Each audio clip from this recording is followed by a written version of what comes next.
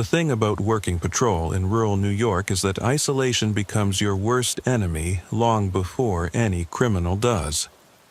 I've been with the state police for 8 years now, spent the last 3 working the back roads and forgotten corners of Sullivan County, and I thought I'd seen everything these mountains could throw at me.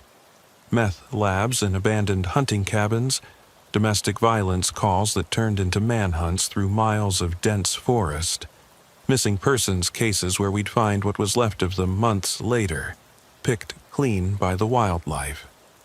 But nothing, and I mean nothing, prepared me for what we started calling the isolation protocol. It began on a Tuesday morning in late October 2023. The leaves were at peak color, drawing city tourists up from the 5 boroughs to take pictures and spend money in our little mountain towns. Route 17 was busier than usual, which meant more fender benders, more speeders, more routine traffic stops.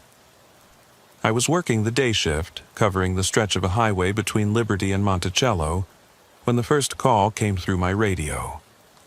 Unit 47, respond to 1847 Beaver Brook Road, Forestburg. Welfare check requested by family member. Subject failed to show for family dinner last night, not answering phone. Standard stuff. We get these calls all the time up here. Elderly folks living alone in houses that are miles from their nearest neighbor. Family members who worry when they don't hear back within 24 hours. Most of the time, it's nothing. Dead phone, power outage, or they just forgot about the dinner plans. But protocol is protocol. So I acknowledged the call and started the 30-minute drive through winding mountain roads. The thing about Sullivan County is that it's deceptively large. What looks like a short drive on the map can take you an hour when you're dealing with narrow roads that wind through mountains, single-lane bridges that date back to the 1940s, and stretches where your GPS just gives up and displays a message that might as well read, "You're on your own, buddy." The county covers over 900 square miles, but we've only got 12 troopers covering the whole area on any given shift. Sometimes less when people call in sick or get pulled for special assignments.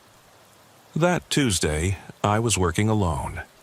My usual partner, Tommy Rodriguez, was in court testifying on a drug case that had been dragging on for months. The next nearest unit was 40 minutes away, covering the eastern part of the county near the Pennsylvania border. Dispatch knew I was solo, but welfare checks are low priority. You don't usually need backup to tell an old lady that her daughter is worried about her. Beaver Brook Road isn't really a road. It's more like a suggestion. A narrow strip of cracked asphalt that winds through thick stands of maple and birch.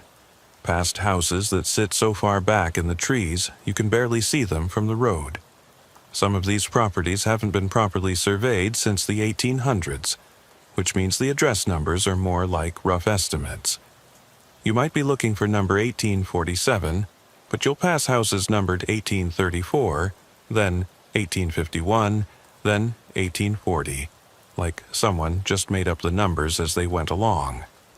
The GPS in my patrol car lost signal twice during the drive, and I had to rely on the old paper maps we keep in the glove compartment. These maps are photocopies of photocopies, updated by hand whenever someone discovers a new road or an old one gets washed out by flooding. Half the roads on the map don't exist anymore, and half the roads that do exist aren't on the map. It's like navigating through a maze designed by someone with a grudge against postal workers. I'd been driving for about 25 minutes when I started seeing the signs that I was getting close to real isolation. The houses became fewer and farther between, then disappeared entirely. The asphalt gave way to gravel, then to dirt. The cell phone tower icons on my radio display went from 4 bars to 2 to none. This is the part of rural police work that city cops don't understand. You're not just alone, you're completely cut off from the world. If something goes wrong out here, you're on your own until you can drive back to civilization. The address led me to a mailbox that was so rusted I could barely make out the numbers. A dirt driveway disappeared into the trees, unmarked and uninviting. I radioed my location to dispatch, though I wasn't sure they could hear me through the static, and started the quarter-mile drive to the house. Unit 47, 1097 at 1847 Beaver Brook Road, I said into the radio. Investigating welfare check, will advise. The response came back fragmented. Opie that, 47, static, if you need, perfect. Even if I needed backup, dispatch might not be able to hear me call for it. The trees seemed to close in around my cruiser as I followed the rutted path. Massive oaks and maples formed a canopy so thick that even at 11, in the morning, it felt like dusk under there. My headlights automatically kicked on, cutting through the gloom, and that's when I saw it. A 2019 Honda Civic, silver, parked at an angle next to a small cabin. The driver's door was wide open. Now, there are a lot of innocent explanations for an open car door. Maybe she was unloading groceries and got distracted. Maybe she left it open to air out the car. Maybe the door doesn't close properly and she's been meaning to get it fixed. But when you're a cop, you learn to pay attention to the details that normal people might overlook. And something about the way the car was positioned, angled like it had been stopped in a hurry rather than carefully parked, set off alarm bells in my head. I pulled up behind the Honda and stepped out, immediately noting the silence. Up here in the mountains, you expect to hear birds, wind through the trees, maybe the distant sound of traffic from the highway, but there was nothing. Even my radio had gone completely quiet. No chatter from dispatch, no background static. Just an oppressive, unnatural silence that made my skin crawl. The cabin was small, maybe 800 square feet, with vinyl siding that had seen better days and a metal roof that was spotted with rust. It looked like it had been built in the 1970s as a hunting cabin or weekend retreat, then converted to a year-round residence by someone who didn't have much money to work with. A small front porch held a single rocking chair and a pile of unopened mail scattered across the wooden planks. The front door was closed, but even from a distance, I could see that the frame around the lock was splintered. That changed everything. This wasn't a welfare check anymore. This was a potential crime scene. "Mrs. Kowalski?" I called out, stepping carefully around the abandoned car. "This is New York State Police. Your daughter asked us to check on you." No response. I approached the Honda first, following basic crime scene protocol even though I didn't have backup. The keys were still in the ignition, which struck me as odd. Even in rural areas, people don't usually leave their keys in the car. The engine was cold, so it had been sitting there for a while. A purse sat open on the passenger seat, its contents scattered across the seat and floor. Wallet, makeup, receipts, pill bottles, all dumped out like someone had been searching for something specific. But the wallet was still there. Credit cards and driver's license visible. This wasn't a robbery. Robbers don't leave behind cash and credit cards. I keyed my radio, trying to raise dispatch. "Unit 47 to headquarters. I need a..." Nothing but static. My cell phone showed no bars. The isolation of this place was starting to work on me, creating that familiar knot of anxiety in my stomach that every rural cop knows. When you're 20 minutes from backup on a good day, and your communications are down, every call becomes potentially dangerous. I walked around the Honda, noting details. There were scratches on the driver's side door that looked fresh. The rear passenger window was partially rolled down, which seemed odd for October weather. Inside the car, I could see that the rearview mirror had been adjusted, tilted up toward the roof rather than positioned for driving. Someone had been using it to watch the road behind them. The splintered door frame told me this was no longer a simple welfare check. I drew my service weapon and approached the front door, following procedure as best I could without backup. The door was unlocked, or, more accurately, the lock had been forced. I could see tool marks on the metal deadbolt, and there were wood chips scattered on the porch where someone had used a crowbar or similar tool to break in. I pushed the door open with my foot and called out again. "Mrs. Kowalski, police!" The smell hit me immediately. Not the smell of death. I'd encountered that enough times to recognize it. But something else. Something chemical and sharp, like industrial cleaner mixed with something organic and rotten. It was the kind of smell that makes your eyes water and your throat close up. The kind of smell that tells you something very bad has happened here. I stepped inside, weapon ready, and immediately understood why the daughter had been worried. The interior of the cabin looked like a hurricane had torn through it. Furniture was overturned, books and papers scattered everywhere, family photos ripped from their frames and thrown across the floor. Drawers had been pulled out and dumped, cushions slashed open. Even the refrigerator had been moved away from the wall. But it wasn't random destruction. There was a pattern to it, a deliberate methodology that suggested this wasn't the work of desperate drug addicts looking for valuables to fence. Every mirror in the house had been shattered. Every single one. The bathroom mirror, a decorative mirror in the hallway, even a small compact mirror from the woman's purse. All broken, their fragments carefully arranged in small piles throughout the house. And on the wall, where the largest mirror had hung in the living room, someone had used what looked like black marker to write a single word: Watchers. That word sent a chill down my spine that had nothing to do with the October weather. There's something deeply unsettling about finding a message like that in what should be someone's safe space, their home. It suggests a level of psychological disturbance that goes way beyond ordinary breaking and entering.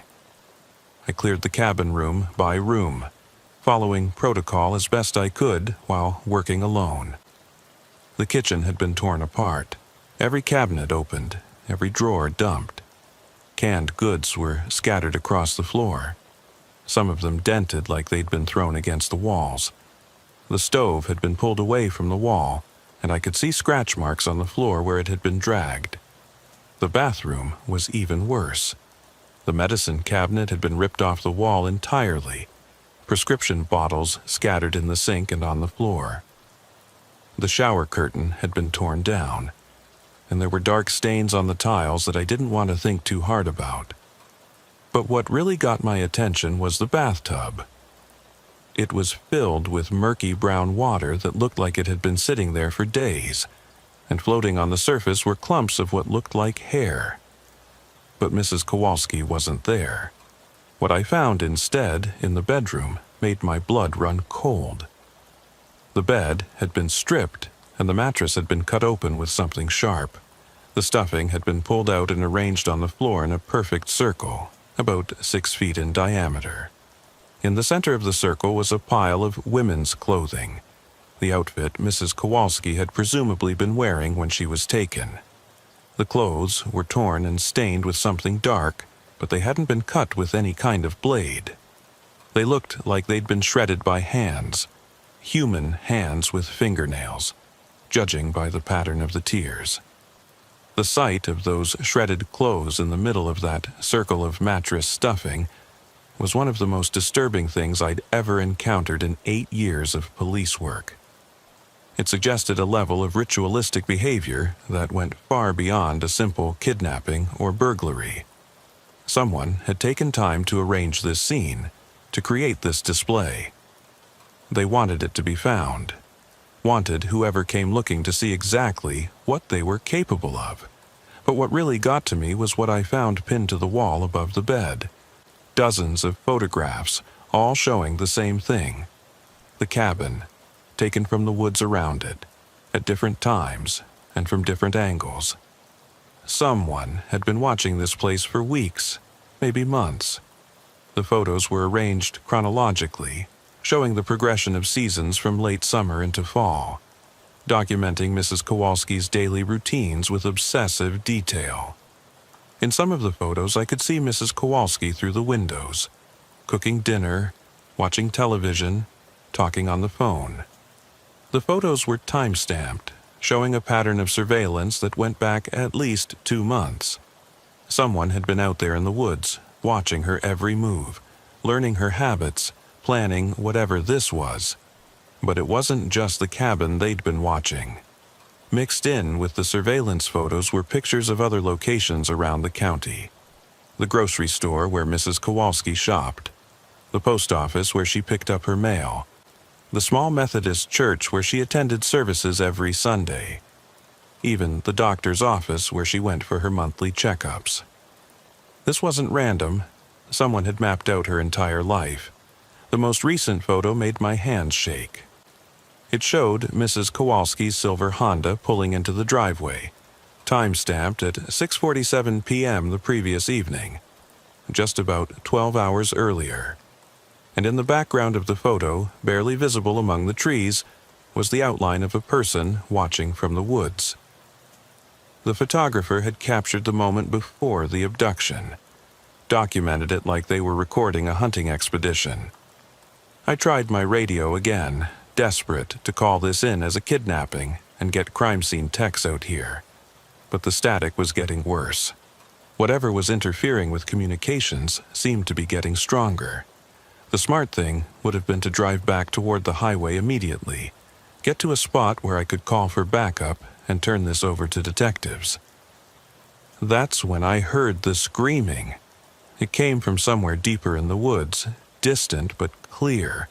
A woman's voice, high and terrified, calling for help. The sound cut through the October air like a knife, unmistakably human and unmistakably in distress. Every instinct told me to wait for backup, to follow protocol, to not go into those woods alone. But the screaming was coming in regular intervals, like someone was being hurt repeatedly, and I couldn't just sit there and listen to it. I grabbed my flashlight and radio and headed into the trees, following the sound.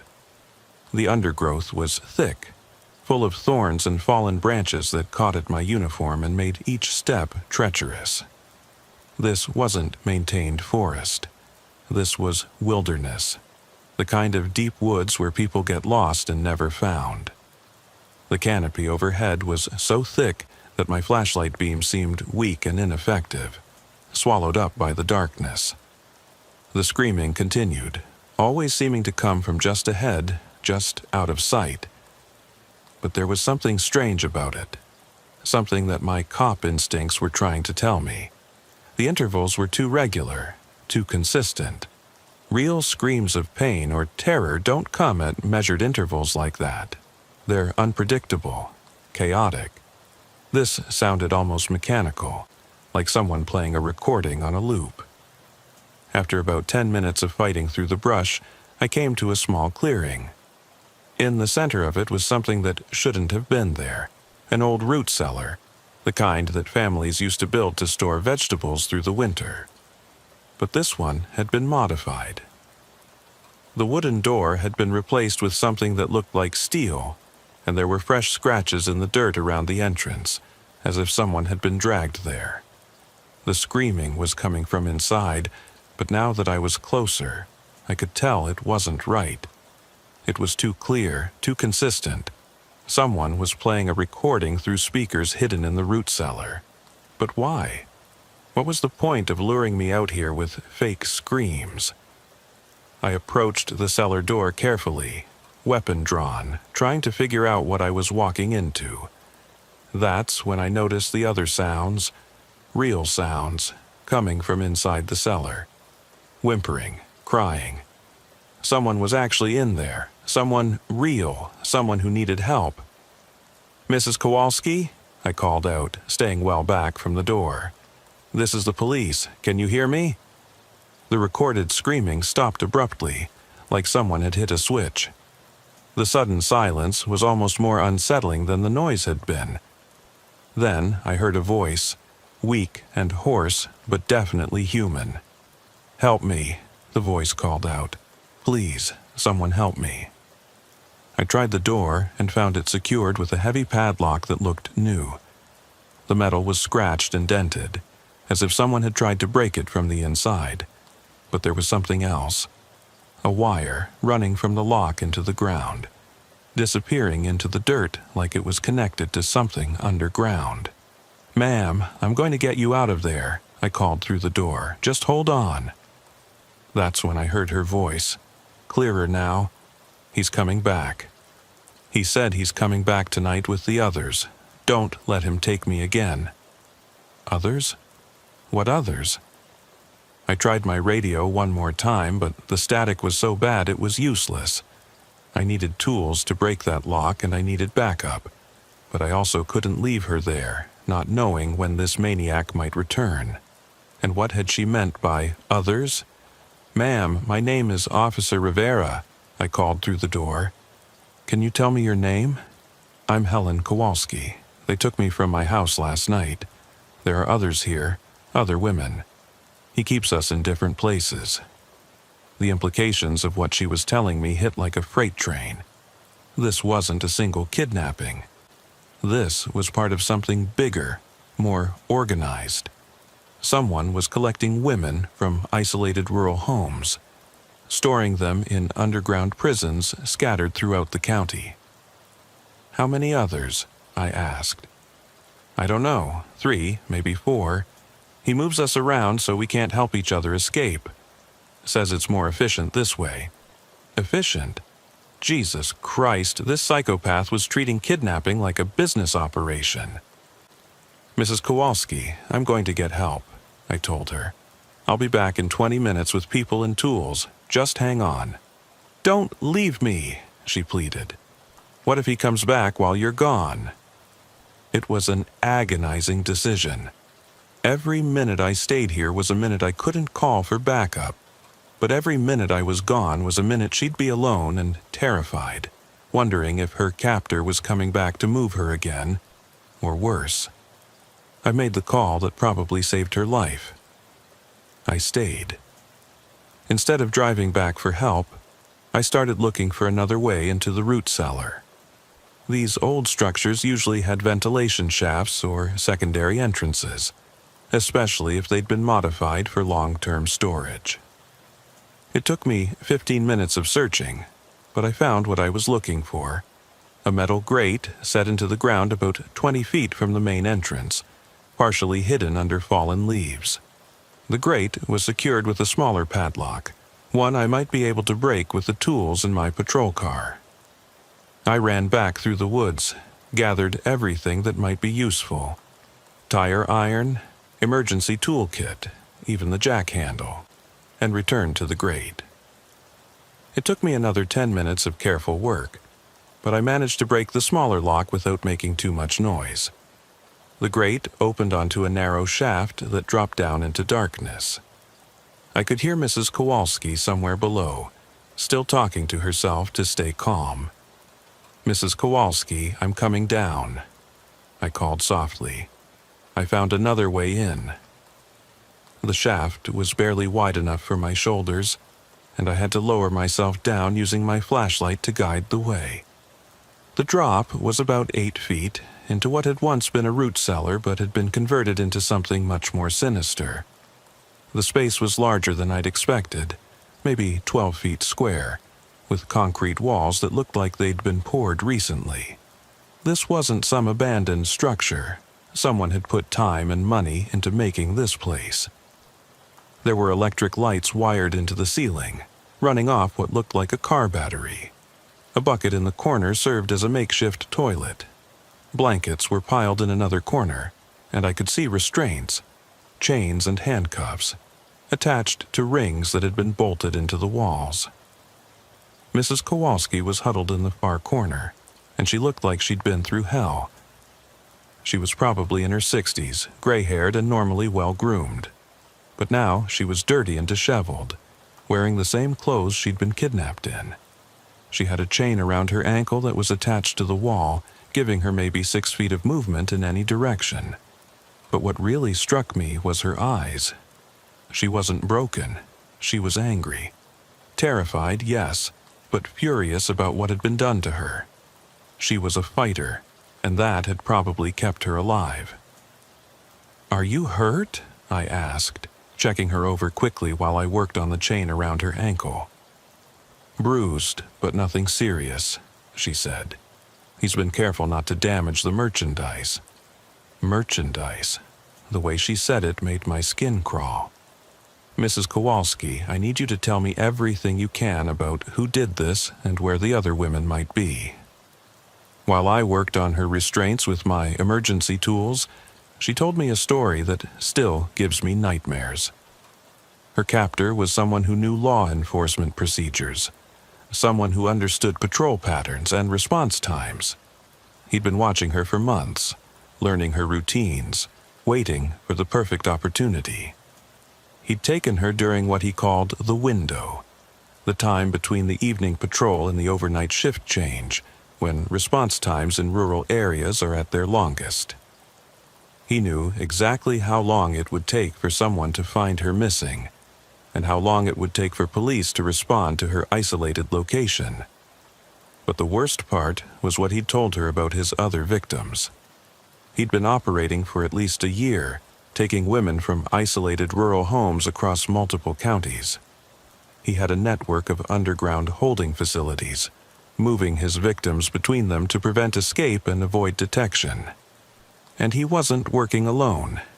He'd mentioned buyers and delivery schedules, like he was running some kind of human trafficking operation. I finally got the chain off her ankle and helped her to her feet. She was weak from being confined, but determined to get out of there. That's when we heard the sound that every cop dreads. Footsteps overhead and voices. He was back, and he wasn't alone. We froze, listening to the conversation happening above our heads. 2 male voices, maybe 3, discussing something in low tones. I could only catch fragments, but what I heard made my blood run cold. Police car at the house. Cleanup protocol. Move the others tonight. These weren't random criminals. They were organized, professional, and they had contingency plans for dealing with law enforcement. They'd found my patrol car at Mrs. Kowalski's cabin and come to the root cellar to move her before I could return with backup. I had maybe 2 minutes before they opened that steel door and found us gone. 2 minutes to get Mrs. Kowalski out of there and into the woods, where we might have a chance of evading them until help arrived. "Can you run?" I whispered. "I'll run like hell," she whispered back. I boosted her up through the ventilation shaft first, then hauled myself up after her. We were barely clear of the grate when we heard the main door open and angry voices as they discovered the empty cell. We ran. Through the dark woods, over fallen logs and through thorny underbrush, with the sound of pursuit behind us. Mrs. Kowalski was 63 years old and had been held captive for over a day, but she ran like an Olympic sprinter. Fear and adrenaline are powerful motivators. I was trying to lead us back toward my patrol car, but in the darkness and panic I'd lost my bearings. The woods all looked the same, and every direction seemed to lead deeper into wilderness. Behind us, I could hear flashlights and voices getting closer. That's when Mrs. Kowalski grabbed my arm and pointed to our left. "The old logging road," she gasped. "I used to hike these woods with my husband. There's a logging road that comes out near the main highway." We changed direction, crashing through the underbrush toward what I hoped was salvation.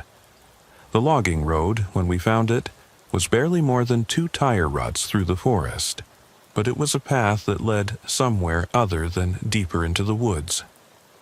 We ran down that road for what felt like miles, but was probably only half a mile, until we saw the most beautiful sight in the world: the glow of headlights on the main highway.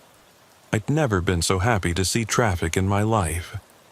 We flagged down the first car we saw, a pickup truck driven by a local contractor who was heading home from a job site. He took one look at us, a disheveled state trooper and a traumatized elderly woman covered in dirt and scratches, and didn't ask any questions. He just told us to get in and started driving toward the nearest place with cell phone service. 20 minutes later, we were at the Liberty Barracks, and I was briefing every available officer in the county about what we'd discovered. The response was immediate and massive. Within 2 hours, we had FBI agents driving up from New York City, state police SWAT teams, K-9 units, and enough patrol officers to lock down every road in a 20-mile radius. But when we returned to the root cellar with a full tactical team, it was empty. Not just empty. It had been cleaned out completely. The restraints, the lights, the bucket, even the car battery that had powered the electrical system, all gone. The only evidence that anyone had ever been held there was the scratches on the concrete walls where Mrs. Kowalski had tried to claw her way out. The same story repeated itself at 2 other locations we found over the next few days. Underground holding cells that had been hastily abandoned, cleaned out so thoroughly that the crime scene techs could barely find enough evidence to prove anyone had been there. Whoever was running this operation had procedures for law enforcement contact, and they'd executed those procedures perfectly.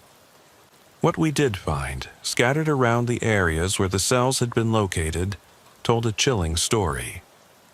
Credit cards and driver's licenses from 7 different women, spanning 3 counties and going back 18 months.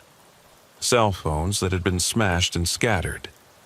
Personal items, jewelry, photographs, prescription medications that painted a picture of victims who'd been selected carefully and taken with precision. The FBI brought in profilers who said we were dealing with an organization, not an individual. The level of planning, the sophisticated surveillance network, the multiple holding facilities, the contingency plans for law enforcement contact. This was human trafficking on a scale they'd rarely seen in rural areas. But most disturbing of all was the realization that whoever was running this operation understood law enforcement procedures intimately. They knew patrol schedules, response times, communication dead zones, even the protocols we followed for missing persons cases. They'd been using our own limitations against us, exploiting the isolation and limited resources that define rural police work.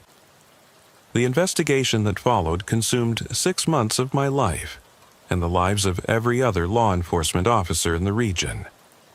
We found evidence of at least 12 women who'd been taken from isolated rural homes across a 4-county area.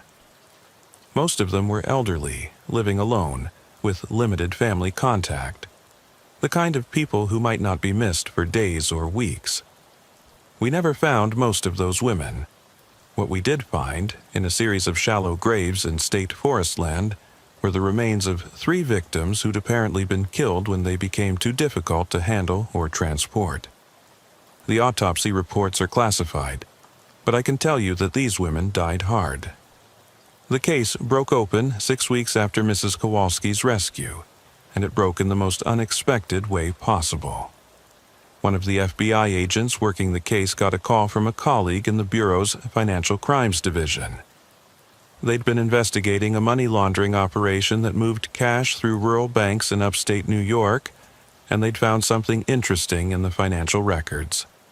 Regular cash deposits, always under the federal reporting limit, going into accounts owned by shell companies registered in Delaware. The deposits came from banks in small towns across the region, always in amounts that wouldn't trigger automatic reporting to federal authorities. But when they mapped the locations of these deposits against the locations where women had been taken, the pattern was obvious.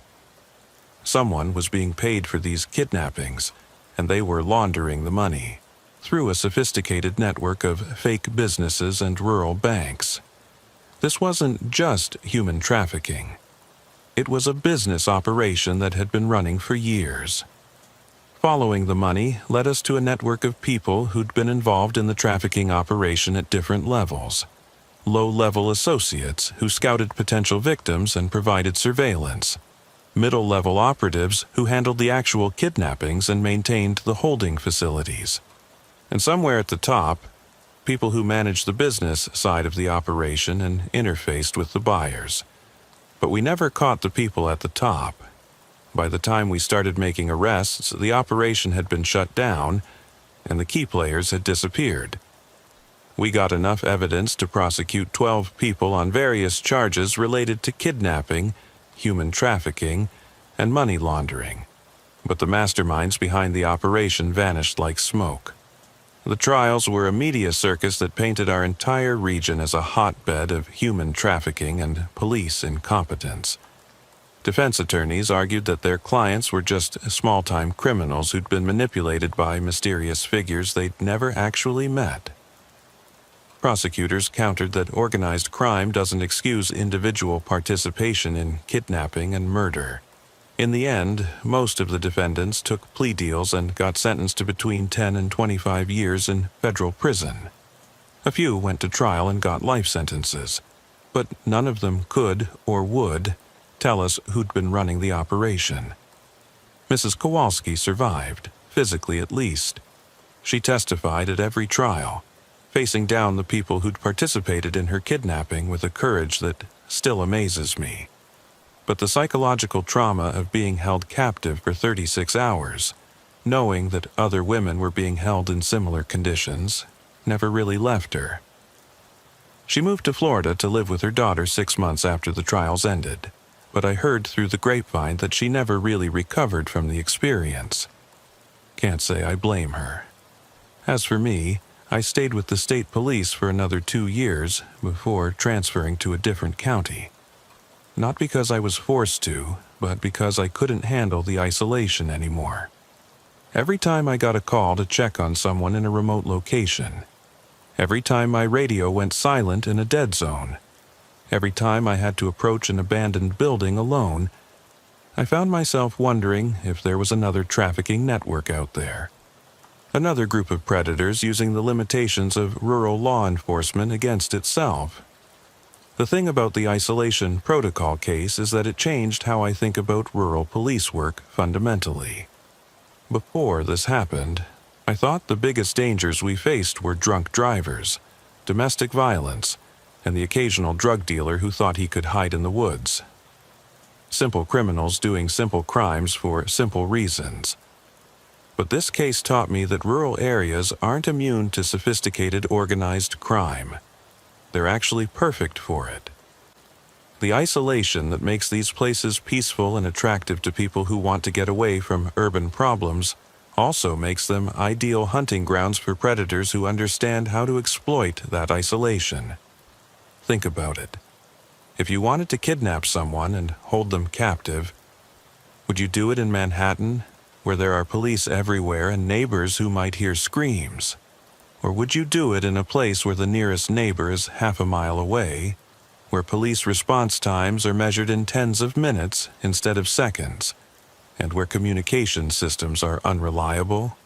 The people who ran this trafficking operation understood rural law enforcement better than most rural cops understand it themselves. They knew our staffing levels, our patrol schedules, our communication dead zones. They knew which roads we traveled regularly and which areas we rarely checked. They knew how long it took us to respond to different types of calls in different parts of the county. Most importantly, they knew that rural cops work alone most of the time, with limited backup and communications. They'd turned our own isolation against us, using it as a weapon to hunt people who trusted us to protect them. That realization haunted me for months after the case officially closed. How many other rural areas were being targeted by similar operations? How many elderly people living in isolated houses were being watched right now by predators who understood exactly how vulnerable they were? How many police departments like ours were dealing with disappearances that they attributed to people wandering off into the woods or deciding to leave town without telling anyone? The FBI told us that human trafficking networks prefer rural areas, specifically because law enforcement there is understaffed and under-resourced. Urban police departments have the manpower and technology to mount massive investigations when people disappear. Rural departments like ours are lucky if we can spare 2 officers for a missing persons case, and we often have to wait days for crime scene techs or specialized investigators. But what really kept me awake at night was the knowledge that we'd probably only scratched the surface of this operation. We'd rescued 1 woman and found evidence of 12 victims, but the financial records suggested the network had been operating for years. How many women had been taken before we stumbled onto this case? How many had been sold to buyers we'd never identify? How many had been killed and buried in graves we'd never find? The answer, according to the FBI's final report, was probably dozens. The money laundering network had been moving hundreds of thousands of dollars annually, which suggested a scale of operation that went far beyond what we'd uncovered. Somewhere out there, in rural communities across multiple states, were families who'd never learned what happened to their missing relatives. 6 months after I transferred to Delaware County, I got a call from Mrs. Kowalski. She was living in Florida with her daughter, trying to rebuild her life, but she'd been following the news about similar cases in other states. The FBI had been finding evidence of trafficking networks that used the same methods, targeting elderly women in isolated rural homes, using sophisticated surveillance, exploiting the limitations of rural law enforcement. "Officer Rivera," she said, and I could hear the determination in her voice. "I want you to know that what happened to me wasn't your fault. You saved my life and you helped catch the people who did this. But I also want you to know that this isn't over.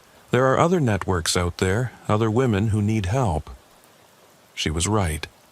Over the next year, I read about cases in Vermont, New Hampshire, Maine, and West Virginia that showed similar patterns. Elderly women disappearing from isolated rural homes.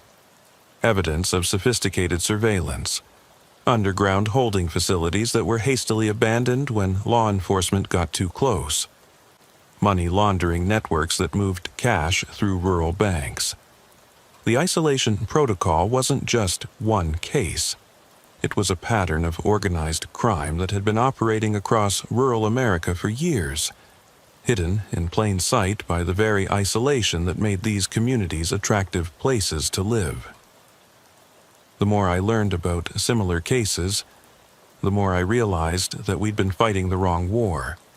We'd been thinking about rural crime in terms of individual bad actors. The meth cook in the abandoned trailer. The domestic abuser who terrorizes his family. The drunk driver who kills someone on a back road. But the isolation protocol showed us that organized criminals had figured out how to use rural isolation as a strategic advantage. They weren't hiding from law enforcement. They were exploiting law enforcement's limitations. 2 years after the original case, I was working patrol in Delaware County when I got a call that brought all those memories flooding back. Another welfare check. Another elderly woman living alone. Another remote location where my radio wouldn't work properly.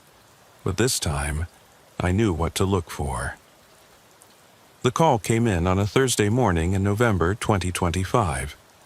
Mrs. Patricia Hennessy, age 71, hadn't shown up for her weekly bridge game the night before. Her friends had called her house repeatedly, but there was no answer. They'd driven by and seen her car in the driveway, but she hadn't answered the door.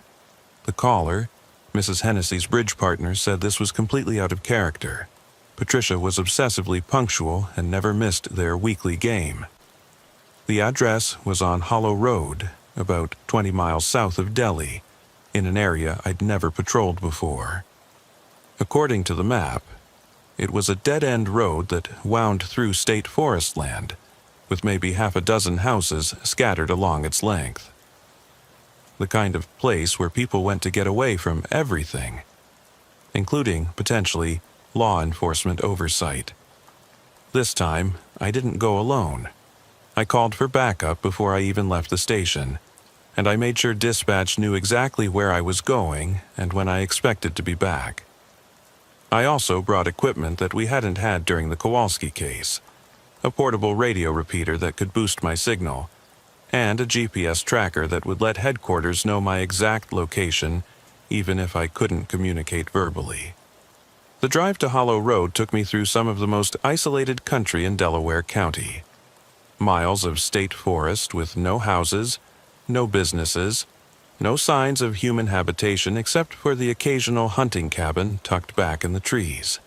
The kind of landscape where you could disappear completely and never be found.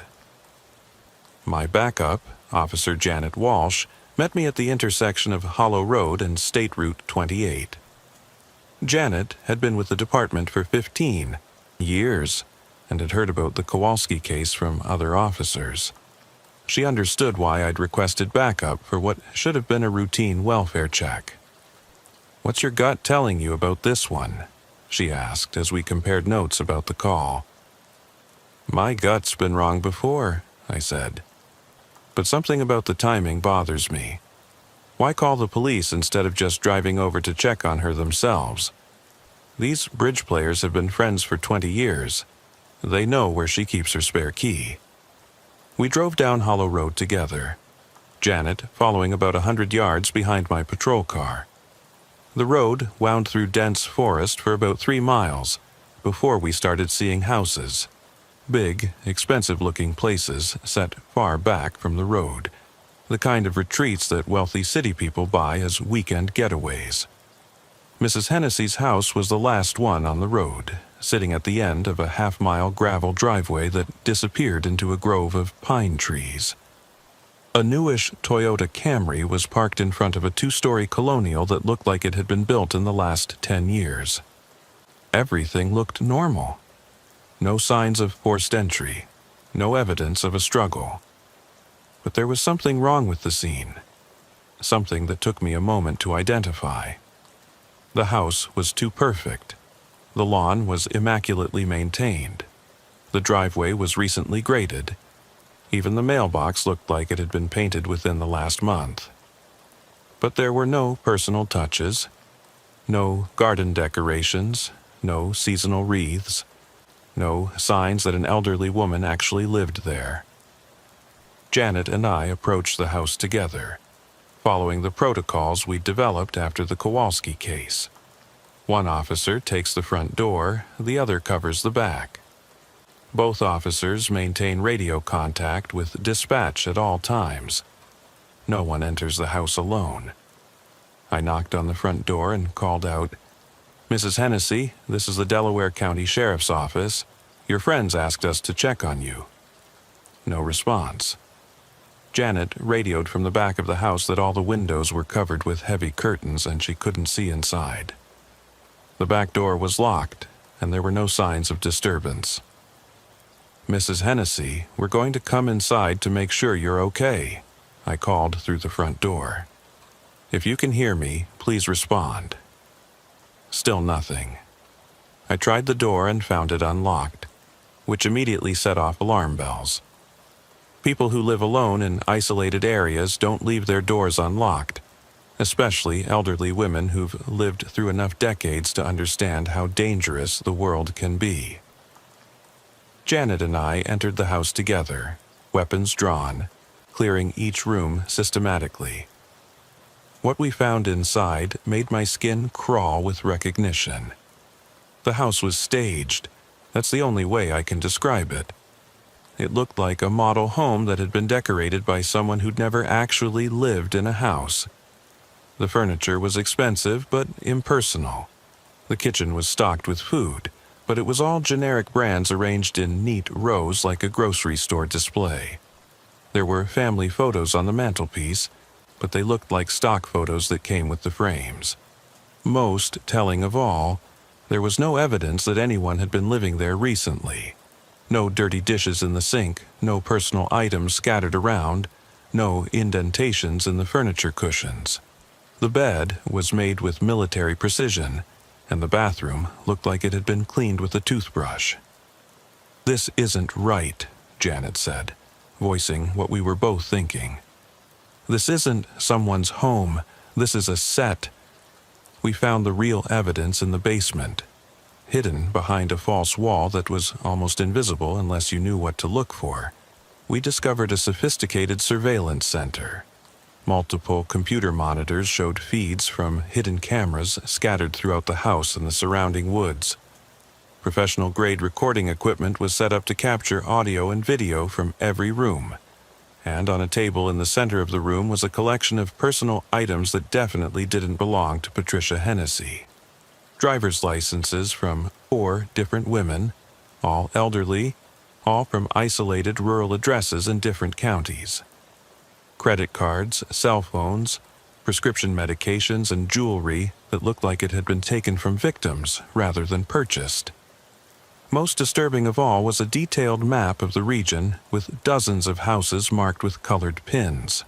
Red pins for completed, yellow pins for in progress, and green pins for potential targets. Mrs. Hennessy's address had a yellow pin. Janet was on the radio immediately, calling for every available unit and requesting FBI assistance. This wasn't just a missing person case.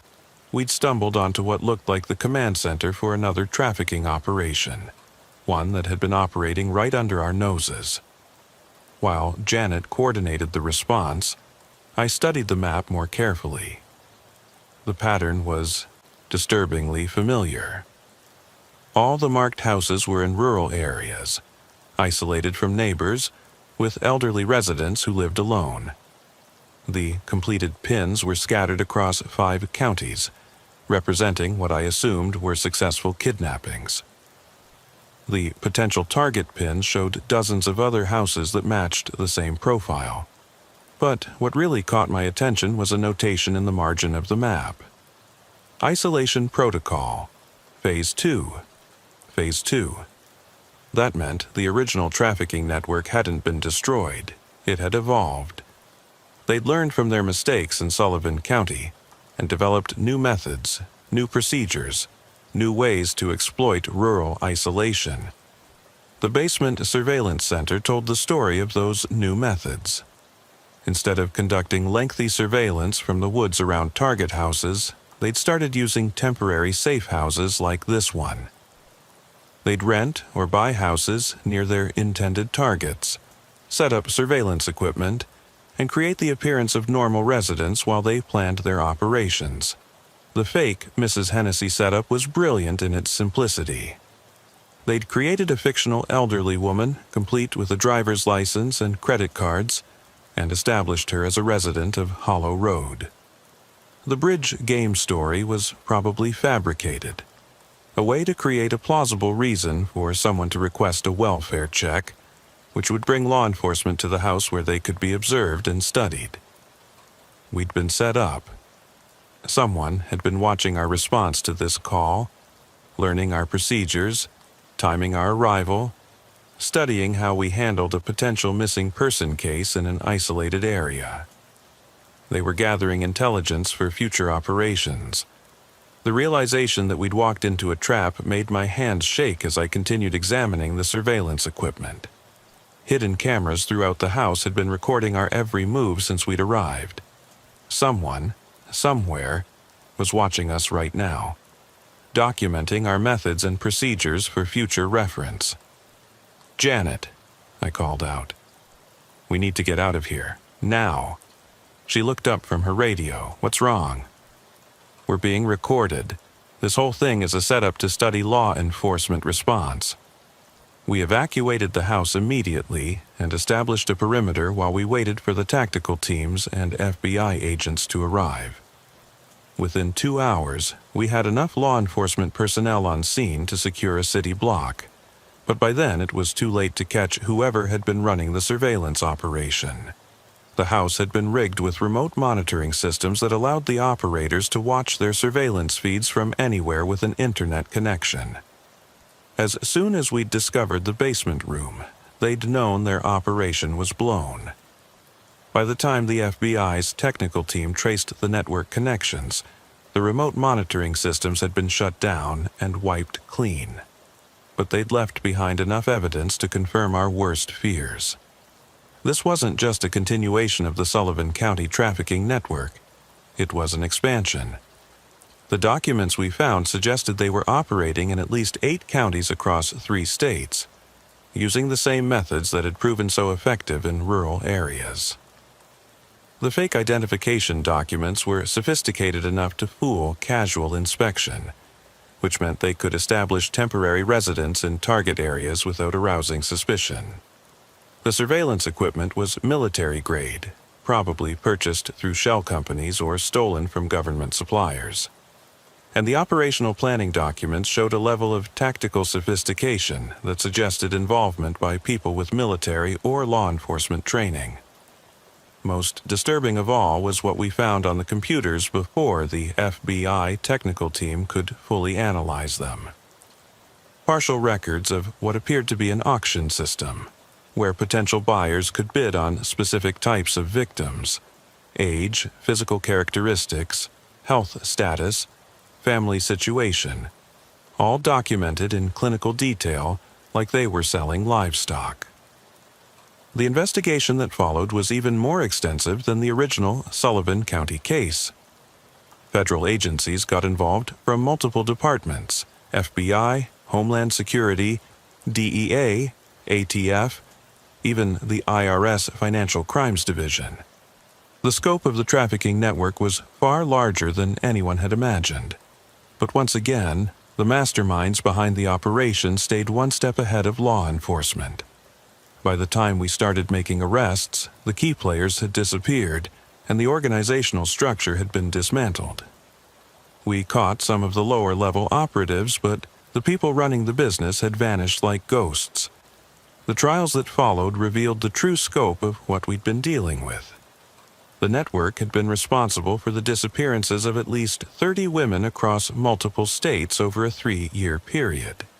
They'd been using rural areas not just as hunting grounds, but as bases of operation, exploiting the limited law enforcement resources and slow communication systems that characterize rural policing. What made this network so effective was their understanding of rural psychology. They knew that people who chose to live in isolated areas valued their privacy and independence.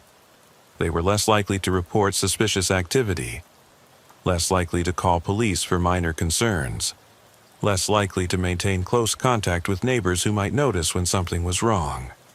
The network had weaponized rural values against rural communities. Mrs. Patricia Hennessy, as it turned out, had never existed. The identity was completely fabricated, created using stolen Social Security numbers and forged documents. The real owner of the house on Hollow Road was a shell company registered in Delaware, which was owned by another shell company registered in Nevada, which led to a maze of corporate entities that ultimately traced back to offshore accounts that had been closed and emptied by the time investigators found them. The bridge game story was fiction. The woman who'd called to request the welfare check had used a burner phone and given a fake name.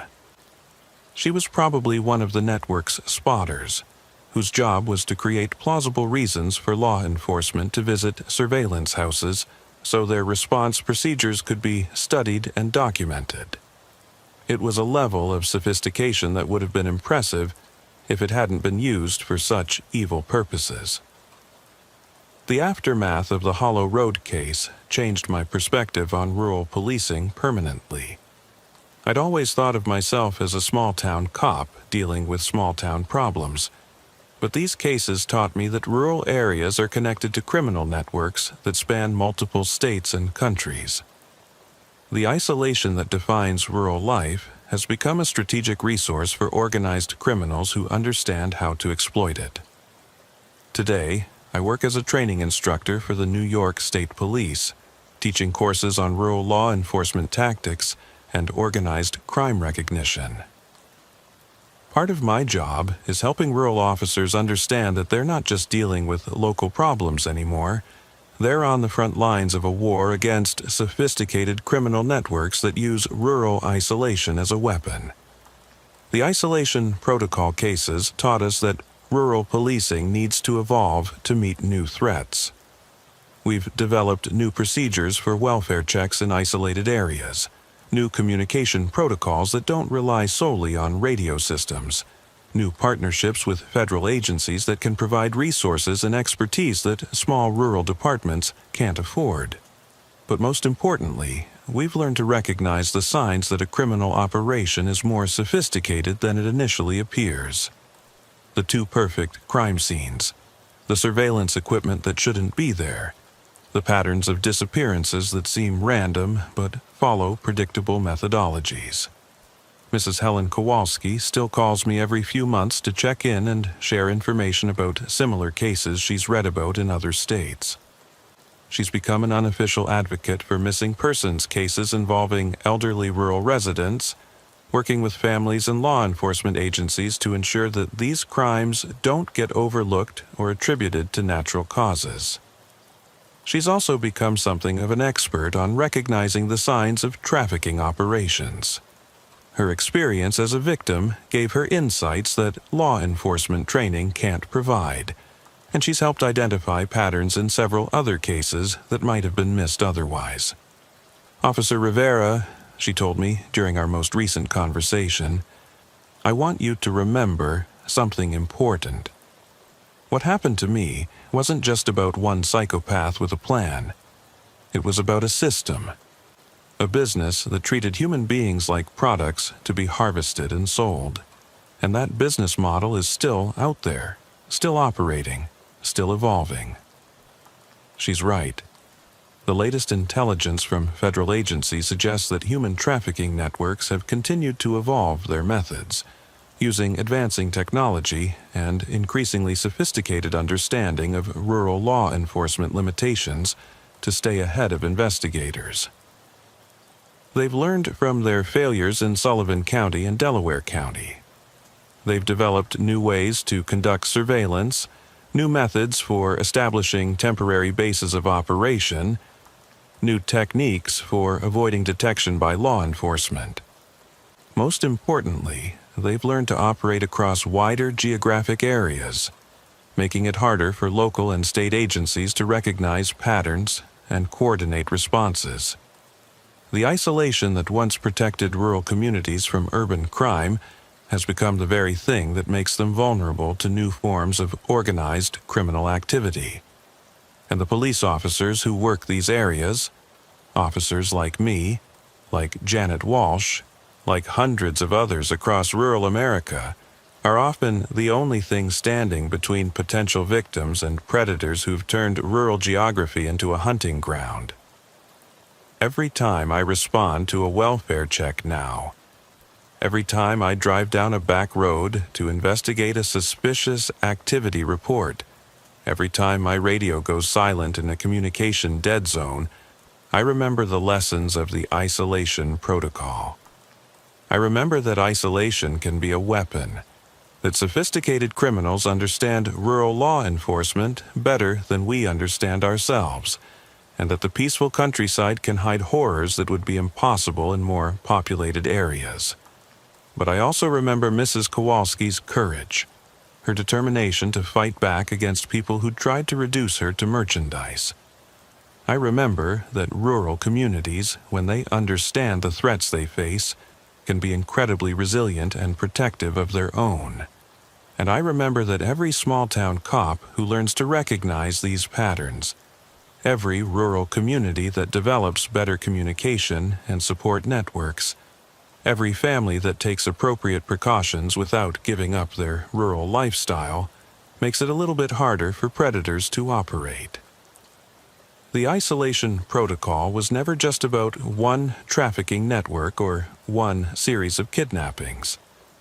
It was about the vulnerability that comes with choosing to live apart from the crowd, and the responsibility that law enforcement has to protect people who've made that choice.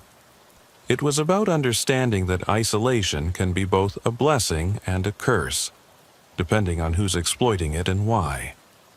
Most of all, it was about learning that evil doesn't always announce itself with obvious signs and dramatic crimes. Sometimes it hides behind routine welfare checks and friendly neighbors and perfectly maintained houses in beautiful rural settings. Sometimes the most dangerous predators are the ones who understand exactly how the system works and how to use that understanding against the people the system is supposed to protect. The isolation protocol continues. New cases, new patterns, new methods, but the same fundamental vulnerability that comes with being alone in beautiful, dangerous places where help is always too far away, and communications don't always work, and backup might be an hour away on a good day. Rural law enforcement officers across the country carry the weight of protecting people who've chosen isolation, knowing that choice makes them both safer from urban problems and more vulnerable to predators who've learned to exploit rural advantages. We do it because someone has to. Because Mrs. Kowalski and people like her deserve to live safely in the places they've chosen to call home. Because the alternative, allowing organized criminals to turn rural America into a hunting preserve, is unacceptable. The isolation protocol is real, it's ongoing, and it's the responsibility of every rural law enforcement officer to understand it, recognize it, and do everything possible to protect the people who depend on us to keep the darkness at bay. Even when that darkness comes wearing a badge and carrying institutional knowledge and understanding our procedures better than we understand them ourselves, especially then. But the story doesn't end with training courses and new procedures. 3 months ago, I got a call that brought the isolation protocol full circle in a way I never could have predicted.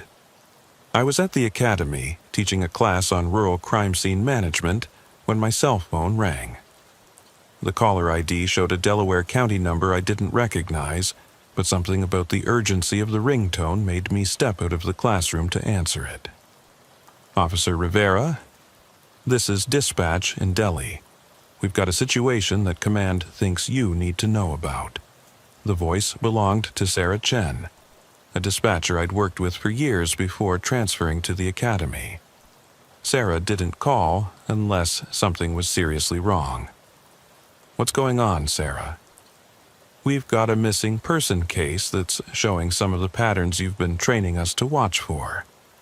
Elderly woman, isolated rural location, family members who say the disappearance is completely out of character.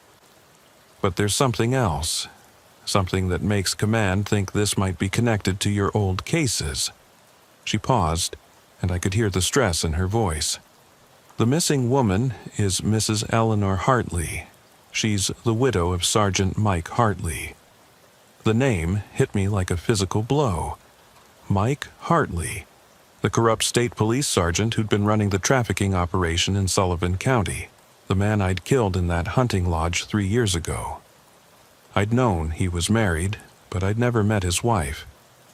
After Mike's death and the revelation of his crimes, she'd apparently retreated from public life completely. Where was she living? I asked, already knowing the answer would be somewhere isolated, somewhere perfect for the kind of operation her husband had been running. Rural address outside Andes. House sits on about 40 acres, no neighbors within half a mile. Her daughter in Albany called yesterday when Mrs. Hartley didn't answer her weekly check-in call. Said her mother never misses that call, has been doing it every Sunday for 10 years. What makes command think this is connected to the protocol cases? Because Mrs. Hartley called the department 2 weeks ago, said she'd been getting strange phone calls, hang-ups mostly, but also calls where someone would just breathe into the phone. She also reported seeing vehicles driving slowly past her house, people taking pictures of her property. We sent a patrol unit out to check, but everything looked normal. My blood ran cold. This was exactly how the trafficking networks operated. Surveillance, intimidation, psychological pressure designed to isolate victims and make them doubt their own perceptions. Sarah, who's handling the case? Detective Morrison just caught it this morning. He's good, but he's only been with the department for 2 years. He doesn't have experience with this kind of thing. I'm on my way.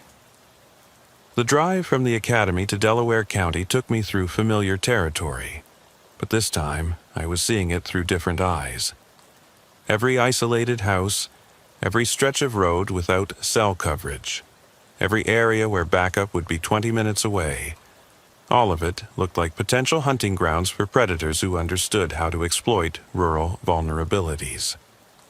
I met Detective Morrison at the Delhi barracks, and my first impression was that he was competent but overwhelmed. He'd done everything by the book. Interviewed the daughter, checked with neighbors, put out a BOLO alert for Mrs. Hartley and her vehicle. But I could see from his case file that he was treating this as a standard missing person case, not as a potential trafficking operation. "Detective, I know you've got this handled, but I'd like to ride along when you check her house. I might be able to spot things that relate to the protocol cases." Morrison looked relieved rather than offended. "Honestly, I'd appreciate the help. Command briefed me on your background, and this case has some weird elements I'm not sure how to interpret." The drive to Mrs. Hartley's house took us through some of the most isolated country in Delaware County. Her property was at the end of a 2-mile dirt road that wound through state forest land, the kind of location that was perfect for someone who wanted complete privacy, or perfect for someone who wanted to hold captives without worrying about screams being heard. The house itself was a surprise. Instead of the small cabin or rundown farmhouse I'd expected, Mrs. Hartley lived in a large, well-maintained colonial that probably cost more than most cops make in 5 years. The property was beautifully landscaped, with gardens and outbuildings that showed careful attention to detail. But there were signs that something was wrong. The front door was standing open, which immediately set off alarm bells. A 70-year-old woman living alone in an isolated area doesn't leave her front door open, especially not in November when the temperature is dropping into the 30s at night. Morrison and I approached the house carefully, following the protocols I'd helped develop after the original protocol cases.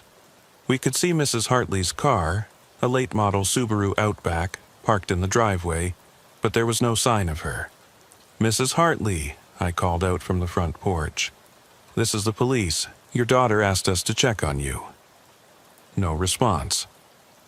Morrison tried his radio and got nothing but static. Another familiar pattern. Someone was jamming communications in this area, just like they had during the original cases.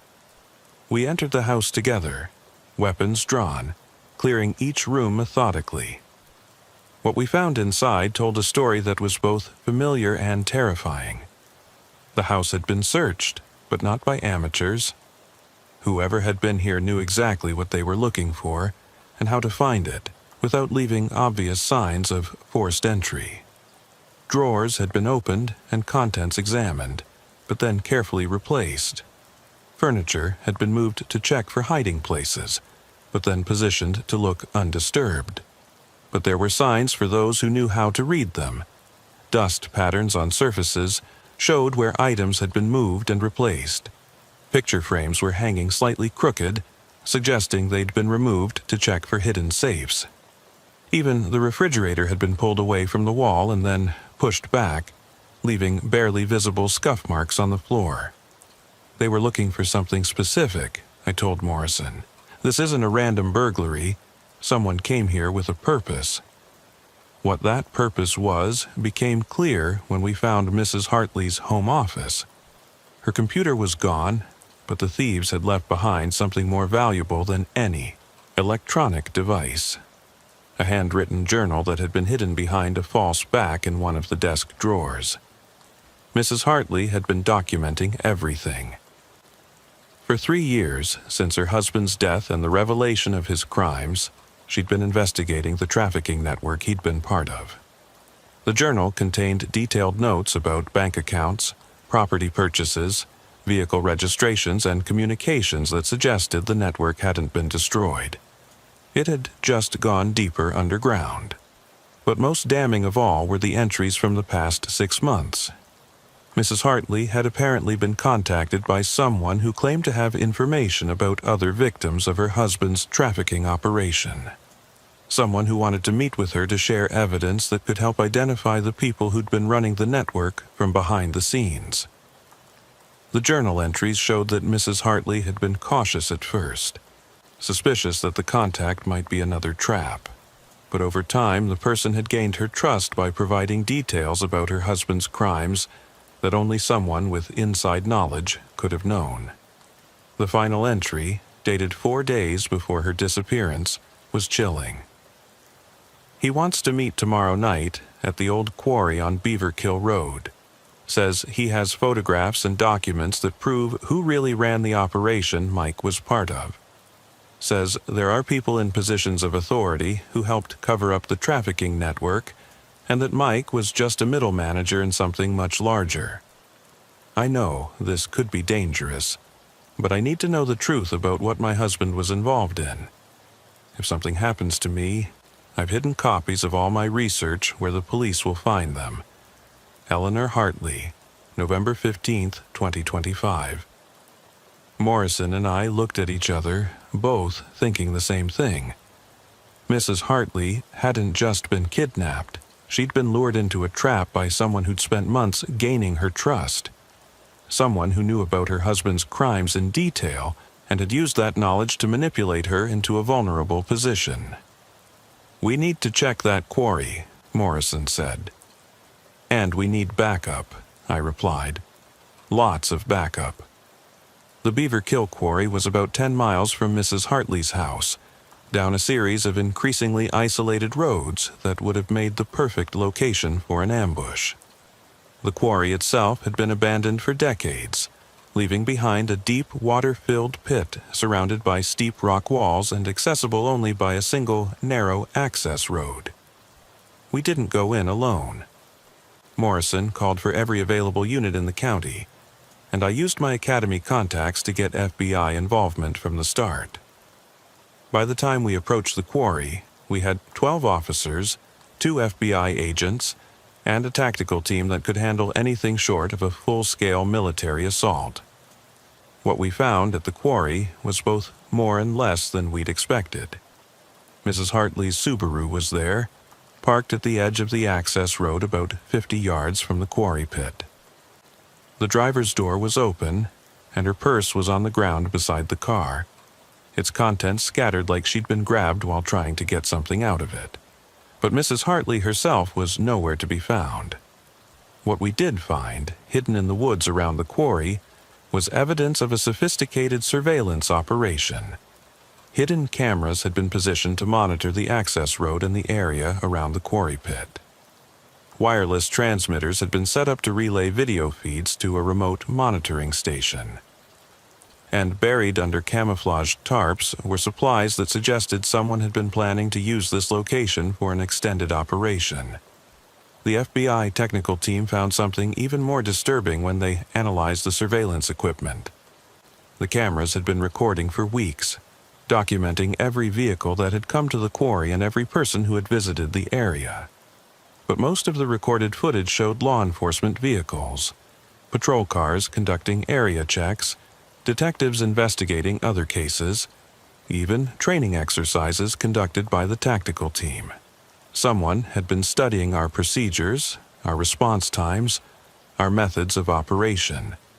They'd been preparing for a confrontation with law enforcement, gathering intelligence that would help them stay one step ahead of any investigation. But they'd made one crucial mistake. They'd underestimated Mrs. Hartley. We found her 3 days later, alive but traumatized, in a hunting cabin about 15 miles from the quarry. She'd managed to escape from her captors during a transfer between locations, making her way through miles of forest to reach a seasonal hunting camp where she'd hidden until searchers found her. Her story, when she was finally able to tell it, revealed the true scope of what we'd been dealing with for the past 3 years. The trafficking network hadn't been destroyed when we'd arrested Mike Hartley's associates in Sullivan County. It had restructured, going deeper underground and developing more sophisticated methods of operation. But more importantly, it had been run from the beginning by people with access to law enforcement intelligence. People who knew our procedures, our capabilities, and our limitations because they were part of the system themselves. Mrs. Hartley's investigation had gotten too close to the truth. Her research had identified financial connections between the trafficking network and legitimate businesses, political connections that went all the way to the state capitol, and law enforcement connections that included active and retired officers from multiple agencies. The people who'd kidnapped her weren't just trying to silence her. They were trying to retrieve the evidence she'd gathered and eliminate the threat she represented to a criminal organization that had infiltrated law enforcement at multiple levels. But Mrs. Hartley had been smarter than they'd given her credit for. She'd hidden copies of her research in multiple locations, including a safety deposit box that would be opened automatically if she failed to check in with her bank within a specified time period. When she disappeared, that failsafe was triggered, and federal investigators suddenly had access to 3 years' worth of evidence about corruption within rural law enforcement agencies. The investigation that followed was the largest law enforcement corruption case in New York state history. Over the course of 18 months, federal agents arrested 43 people on charges ranging from human trafficking to money laundering to conspiracy to commit murder. The defendants included police officers, sheriff's deputies, state troopers, county prosecutors, and even a federal judge who'd been providing inside information about trafficking investigations. The network had been more extensive and more deeply embedded in the system than anyone had imagined. They'd used their positions within law enforcement to identify potential victims, gather intelligence about investigations, and coordinate their operations across multiple jurisdictions. They'd been the wolves guarding the sheep, using their badges and their authority to hunt the very people they'd sworn to protect. Mike Hartley, it turned out, had been exactly what Mrs. Kowalski and I had thought he was: a middle manager in a much larger operation. His corruption and eventual death had barely disrupted the network's activities, because there were dozens of other corrupt officers ready to take his place. The trials that followed were a media circus that destroyed public trust in rural law enforcement across the entire region. Defense attorneys argued that their clients were victims of a vast federal conspiracy to destroy local autonomy. Prosecutors countered that corruption had become so endemic in rural police departments that federal intervention was the only way to protect the public. In the end, most of the defendants were convicted and sentenced to lengthy federal prison terms. Several plea bargains provided additional evidence that led to investigations in other states, revealing similar networks operating across rural America. But the damage to public trust took years to repair. Rural communities that had once relied on their local police departments found themselves wondering if the officers they'd trusted with their safety might actually be the greatest threat they faced. Mrs. Eleanor Hartley survived her ordeal and became a powerful advocate for law enforcement reform and human trafficking victims' rights. She used her husband's pension and life insurance money to establish a foundation that provides resources for rural communities trying to identify and prevent trafficking operations. She also testified before Congress about the vulnerabilities that rural isolation creates, both for potential victims and for the law enforcement agencies tasked with protecting them. Her testimony led to federal legislation that provides funding for improved communication systems in rural areas and mandatory training for rural officers on recognizing signs of organized criminal activity. What happened to me, she told the congressional committee, wasn't just about criminals who'd learned to exploit rural isolation. It was about a system that had become so isolated from oversight and accountability that corruption could flourish unchecked for years. We can't protect rural communities from organized crime if we can't trust the people wearing badges in those communities. As for me, the Hartley case marked the end of my involvement with the isolation protocol investigations. The Academy promoted me to lead instructor for rural law enforcement training, and I've spent the past 2 years developing new curricula that address both the external threats rural officers face and the internal vulnerabilities that make corruption possible. Fact: it's a psychological condition that can affect both the communities we serve and the officers who serve them. When people are cut off from broader networks of support and accountability, they become vulnerable to manipulation and corruption in ways that might not be obvious until it's too late. The isolation protocol cases taught us that rural America faces threats that go far beyond anything we'd traditionally considered. Organized criminals have learned to exploit the very qualities that make rural life attractive: the privacy, the independence, the distance from urban problems, and turn them into weapons against the people who've chosen to live that way. But we've also learned that rural communities, when they understand the threats they face and work together to address them, can be incredibly resilient and effective at protecting themselves. The key is breaking down the isolation that makes these communities vulnerable in the first place. Today, the rural counties where the protocol cases occurred have some of the most sophisticated anti-trafficking programs in the country. They've developed communication networks that connect isolated residents with emergency services, training programs that help community members recognize signs of criminal activity, and partnership agreements that allow small rural departments to access federal resources when they're dealing with cases that exceed their capabilities. Mrs. Helen Kowalski, now in her 80s, serves on the advisory board of Mrs. Hartley's Foundation and continues to work with federal investigators on trafficking cases across the country. She's become something of a legend in law enforcement circles, the elderly woman who survived weeks of captivity and then dedicated the rest of her life to making sure no one else would have to endure what she experienced. Officer Rivera, she told me during our last conversation, the most important thing you can teach those young officers is that isolation is only dangerous when people don't understand how to use it properly. Rural communities chose isolation for good reasons: to build better lives, to raise families in safe environments, to maintain connections with the land and with each other that urban life doesn't allow.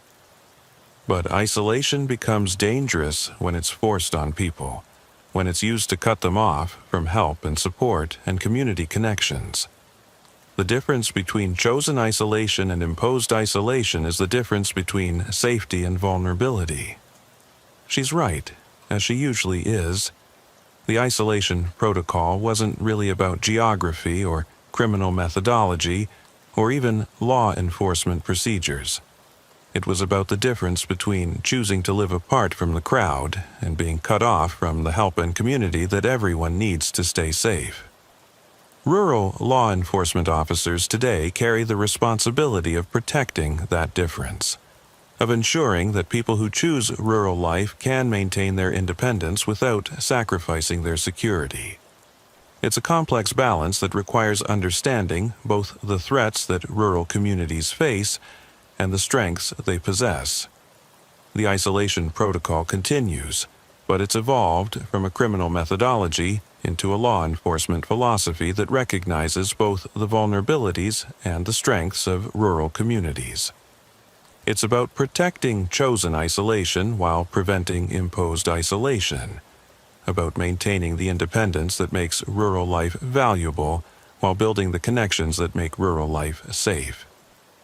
Every rural officer who understands these principles, every rural community that builds effective networks of communication and support, every federal agency that recognizes the unique challenges of rural law enforcement, all of them are part of the solution to a problem that goes far beyond any single case or investigation.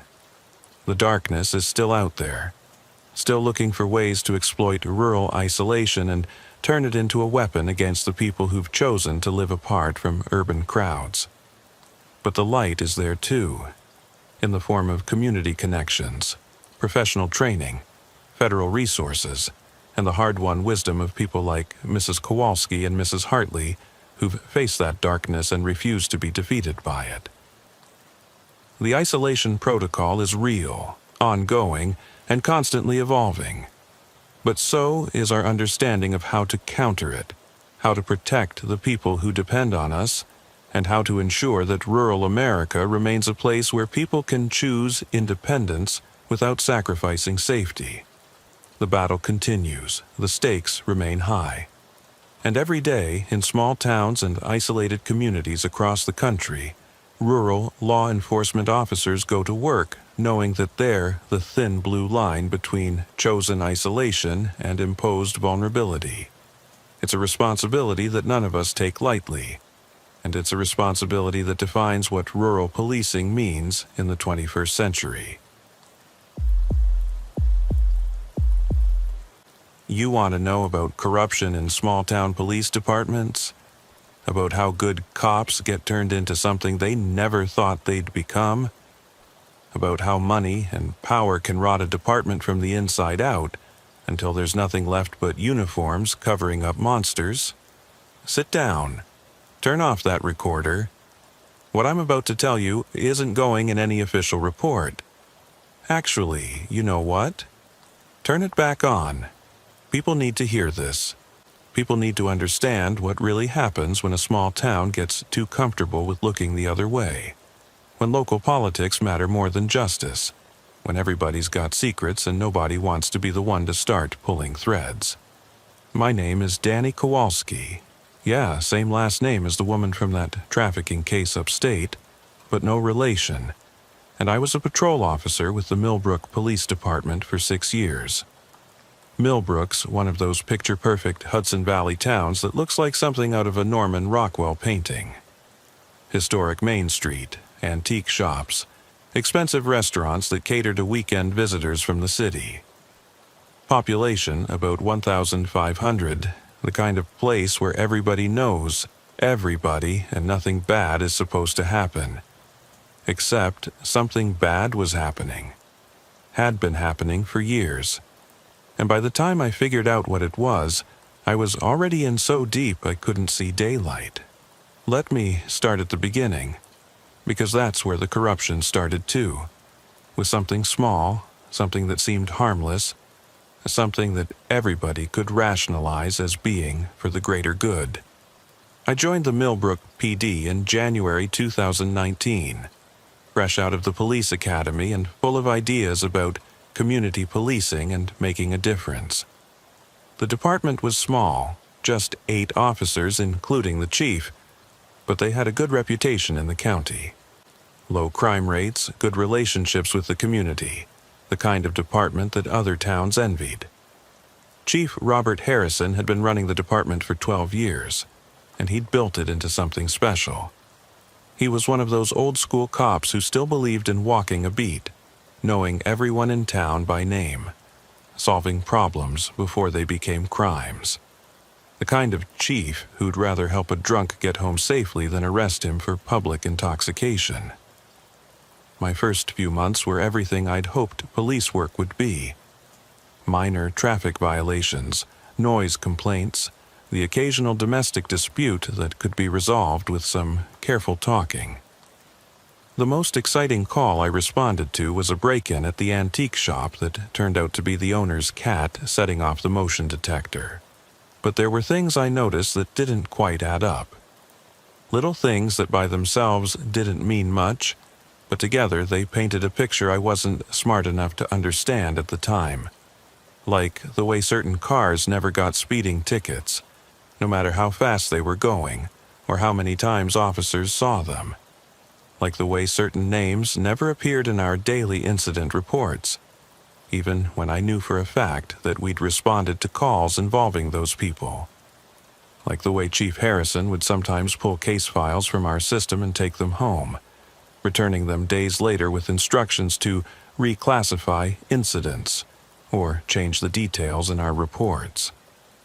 I told myself it was just small-town politics. The chief knew these people personally, had grown up with them, wanted to give them the benefit of the doubt.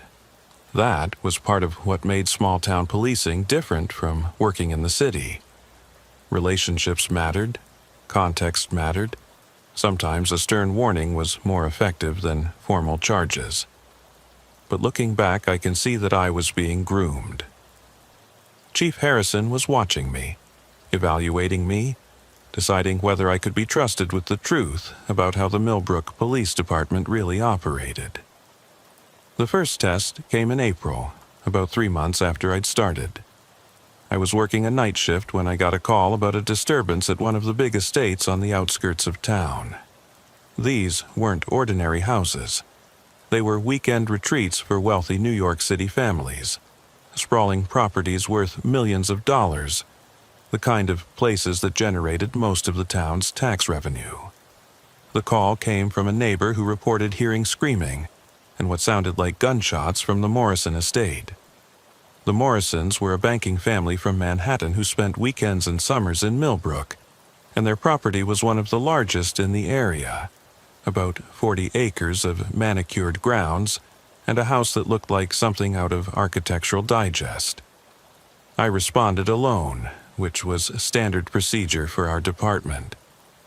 As I drove up the long circular driveway, I could see lights on in the main house, but everything seemed quiet. No signs of disturbance, no evidence of whatever the neighbor had reported. I knocked on the front door and was greeted by Thomas Morrison himself, mid-50s, expensively dressed even at 11 o'clock at night, with the kind of confidence that comes from having more money than most people see in a lifetime. "Officer," he looked at my nameplate. "Kowalski, what can I do for you?" "We received a report of a disturbance at this address, sir. Screaming and possible gunshots. I need to check and make sure everyone's safe." Morrison's expression didn't change, but I caught something in his eyes, a flicker of calculation, like he was deciding how to handle this situation. "I'm afraid there's been a misunderstanding," he said smoothly. "We're having a small dinner party, and my son and his friends were watching an action movie in the theater room. Very loud sound system. I can see how that might have been mistaken for something else." It was a plausible explanation. Rich people had home theaters with sound systems that could rattle windows. But something about Morrison's demeanor bothered me. He was too calm, too prepared with his explanation, like he'd been rehearsing it. "I'll need to come in and verify that everyone's safe," I said, following standard procedure for welfare checks. Morrison's smile tightened slightly. "Of course, though I should mention that we have some prominent guests here tonight, people who value their privacy. I'm sure you understand the importance of discretion in a town like Millbrook." He led me into the house, and I immediately understood what he meant by prominent guests. The living room was full of people I recognized from newspapers and television, politicians, business leaders, even a federal judge whose confirmation hearings had been in the news recently. These weren't just wealthy people, these were powerful people. People whose influence extended far beyond the Hudson Valley. "As you can see," Morrison said, gesturing toward his guests, "everything is perfectly normal. Just a quiet evening among friends." But everything wasn't normal. The guests looked nervous, jumpy, like they'd been interrupted in the middle of something they didn't want discovered. Several of them had their phones out, presumably calling lawyers or assistants or whoever people like that call when police show up unexpectedly. More importantly, I could smell something that didn't belong in a dinner party: the sharp, acrid smell of gunpowder. Recent gunshots had definitely been fired somewhere in this house. "Mr. Morrison, I'm going to need to do a complete sweep of the property to make sure there's no immediate danger to anyone present." The temperature in the room dropped about 10 degrees. Morrison's smile disappeared entirely, and I could see several of his guests exchanging worried glances. "Officer Kowalski," Morrison said, and his tone had changed from polite to commanding. "I think there may be some confusion about your authority here. Perhaps you should call your supervisor before proceeding." It was phrased as a suggestion, but it felt like a threat. And Morrison was right about one thing: I was way out of my depth. These people had more legal firepower than our entire department could handle, and I was just a rookie cop who didn't know what he was walking into. I excused myself to the front porch and called Chief Harrison. He answered on the first ring, like he'd been expecting my call. "Chief, I'm at the Morrison estate responding to a disturbance call. The resident is claiming it was just a loud movie, but I can smell gunpowder and the guests are acting nervous. I think something happened here." There was a long pause before Harrison responded. "Danny, I need you to listen very carefully. Mr. Morrison is one of the most important people in this town. His family contributes more to our budget than the next 10 taxpayers combined. If he says everything is fine, then everything is fine." "But Chief, I think—" "What you think doesn't matter," Harrison interrupted. "What matters is that you're a probationary officer who needs to learn when to push and when to back off. This is one of those times when you back off." "What about the neighbor who called it in?" "I'll handle the neighbor. You write up a report saying you responded to a noise complaint, found no evidence of criminal activity, and advise the residents to keep the volume down. That's it, nothing more." I stood on that porch for a long time after Harrison hung up, trying to decide what to do. Every instinct I had as a police officer was telling me that something criminal had happened in that house. But my chief, the man who controlled my career, my livelihood, my future in law enforcement, was telling me to walk away. In the end, I did what I was told. I went back inside, told Morrison that everything looked fine, and advised him to keep the noise down out of consideration for his neighbors. He thanked me for my professionalism and discretion, and I left without investigating further. But I couldn't stop thinking about what I'd seen and smelled in that house. 2 days later, I checked the local news and found a small item buried in the back pages of the regional paper. New York City businessman Ronald Castellano found dead in Millbrook area. Apparent hunting accident. Ronald Castellano. I recognized the name because I'd seen it on a campaign contribution list during my research for a college political science paper. He was a lobbyist with connections to organized crime families, the kind of person who moved in the shadows between legitimate business and criminal enterprises. And according to the news report, he'd been found dead from a gunshot wound on a hiking trail about 2 miles from the Morrison estate.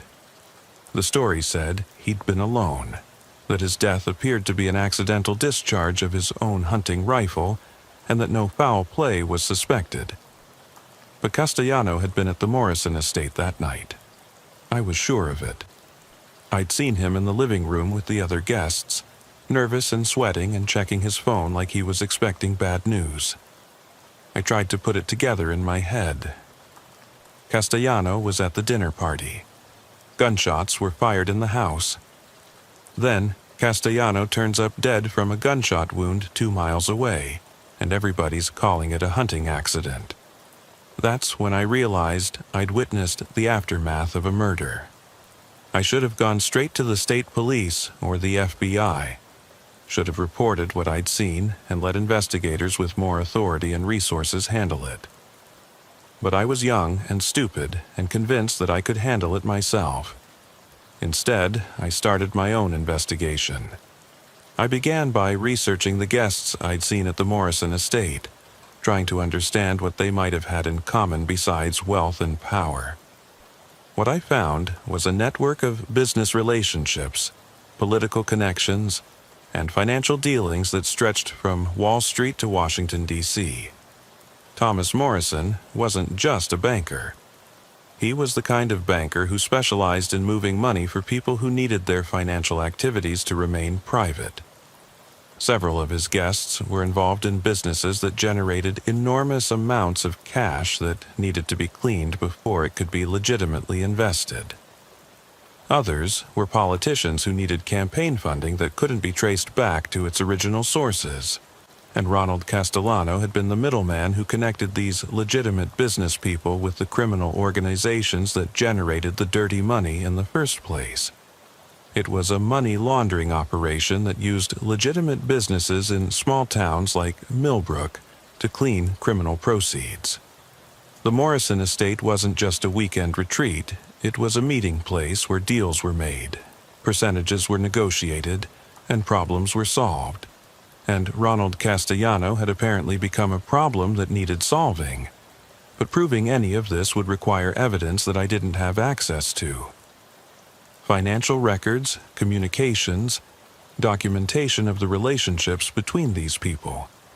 All of it was beyond the reach of a small-town patrol officer. What I could do was keep watching, keep learning, keep building a case piece by piece. That's when Chief Harrison made me an offer that changed everything. It was a Friday afternoon in early May, about a month after the Morrison incident. Harrison called me into his office and closed the door, something he'd never done before.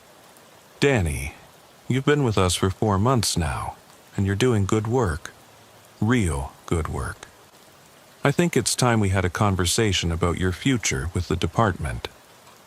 He leaned back in his chair and studied me like he was trying to see inside my head. Small-town policing is different from what they teach you at the academy. It's more personal, more complicated. Sometimes doing the right thing means bending the rules a little bit. Sometimes protecting the community means protecting the people who make the community possible. I didn't say anything, just waited to see where he was going with this. The Morrison family, for example. They employ 37 people in this town. Gardeners, housekeepers, maintenance workers, security staff. Their property taxes pay for about 15% of our town budget. Their charitable contributions fund the library, the youth programs, the senior center. They're not just residents of Millbrook, they're pillars of the community. Harrison stood up and walked to the window overlooking Main Street. Now, sometimes people like the Morrisons find themselves in complicated situations. Business disputes, family problems, political issues.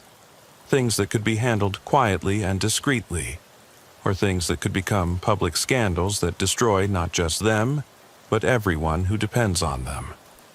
He turned back to face me.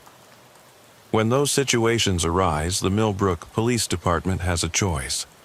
We can handle things by the book, follow every procedure to the letter, and watch our community get torn apart by negative publicity and legal battles. Or we can use our discretion, our local knowledge, our understanding of the people involved to find solutions that protect everyone's interests. "What kind of solutions?" I asked, though I was starting to understand where this conversation was heading. "The kind that require maturity, discretion, and loyalty to the community you've sworn to serve. The kind that sometimes look irregular to outsiders who don't understand the complexities of small-town life." Harrison opened his desk drawer and pulled out a manila envelope. "The town council has authorized a special community liaison position. Plain clothes work, flexible schedule, direct reporting to me. The pay is double your current salary, plus overtime opportunities that could bring it up to 6 figures annually. Housing allowance, vehicle allowance, full benefits." He slid the envelope across the desk toward me. "The position involves working closely with Millbrook's most prominent residents, helping them navigate situations where their interests and the community's interests align. Sometimes that means providing security for private events. Sometimes it means conducting discreet investigations into business competitors or political opponents. Sometimes it means ensuring that certain information doesn't become public knowledge." I stared at the envelope without touching it. "And sometimes it means covering up murders?" Harrison's expression didn't change. "It means understanding that there are different kinds of justice. Sometimes formal legal processes serve the community's interests. Sometimes they don't. Part of growing up as a police officer is learning to tell the difference. What happened to Ronald Castellano?" Ronald Castellano died in a hunting accident. The medical examiner confirmed it. The state police investigated and found no evidence of foul play, and the case is closed. That's what happened to Ronald Castellano. But what really happened? Harrison leaned forward and fixed me with a stare that made my blood run cold. What really happened is that a dangerous criminal who was threatening the safety and security of this community is no longer a threat. What really happened is that a problem got solved in a way that protected innocent people from becoming collateral damage. What really happened is that justice was served, even if it didn't happen in a courtroom. He gestured toward the envelope again. The question now is whether you're mature enough to understand that kind of justice and loyal enough to help protect it. I should have walked out of that office right then. Should have gone straight to the state police, the FBI, internal affairs, anyone with the authority to investigate what Harrison was telling me. Should have refused to be part of a system that treated murder as just another problem to be managed. But I didn't. I opened the envelope. Inside was a job description for the Community Liaison Specialist position, along with a salary offer that was more money than my father had ever made in his best year. There was also a non-disclosure agreement that would legally prevent me from discussing anything I learned in the position, and a loyalty oath that pledged my complete discretion and absolute commitment to protecting the interests of the Millbrook community. And at the bottom of the pile was a photograph. It showed me standing on the Morrison Estate's front porch the night of Castellano's murder, talking on my cell phone to Chief Harrison. But the angle of the photo suggested it had been taken from inside the house, which meant someone had been watching me, documenting my presence at the scene. They had evidence that I'd been there. Evidence that I'd responded to the call, investigated the scene, and then filed a false report claiming nothing had happened. Evidence that could be used to destroy my career and possibly implicate me in a cover-up. Like I said, Harrison continued, small-town policing is more complicated than what they teach at the academy. Sometimes you find yourself in situations where your only choice is between being part of the solution or being part of the problem. I signed the papers. The community liaison position was everything Harrison had promised, and worse than anything I could have imagined. The work was irregular and often conducted at night or on weekends.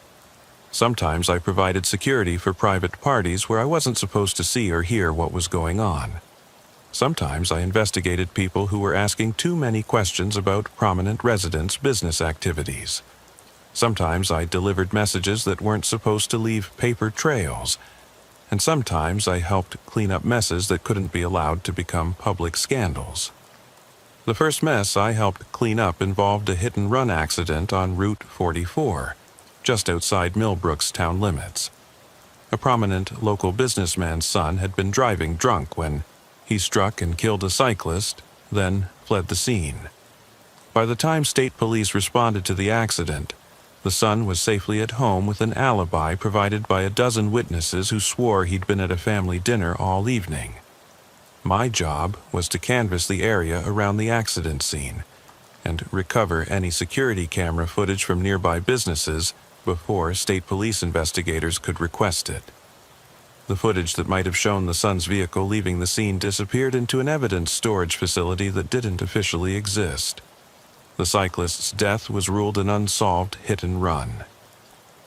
The businessman's son continued his life without consequences. The family made a large anonymous donation to a bicycle safety advocacy group, and everyone agreed that justice had been served in its own way. The second mess involved a federal investigation into campaign finance violations by a congressman whose largest donors happened to be prominent Millbrook residents. My job was to monitor the activities of federal investigators who were staying at local hotels, document their movements, and report back on the progress of their investigation. I used my access to local police databases to run background checks on the investigators, identifying personal and financial information that could be used to pressure them if necessary. I also arranged for their hotel rooms to be accidentally double-booked, forcing them to stay farther away and making their investigation more difficult. The investigation was eventually dropped due to insufficient evidence, though I suspect the real reason was that the investigators had been convinced that pursuing the case would be bad for their careers. By the time I'd been in the liaison position for 6 months, I was making more money than I'd ever imagined possible, and living a lifestyle that would have been impossible on a patrol officer's salary. New car, expensive apartment in a converted mansion, designer clothes, regular dinners at restaurants that charged more for a meal than I used to make in a week. But I was also complicit in a system of corruption that went far beyond anything I'd understood when I first signed those papers in Chief Harrison's office. The Millbrook Police Department wasn't just covering up crimes committed by wealthy residents. It was actively participating in criminal enterprises that generated millions of dollars in illegal profits. Money laundering, tax evasion, political corruption, even human trafficking, all of it was being facilitated by a police department that had been completely captured by the criminal interests it was supposed to be fighting. And I was drowning in it.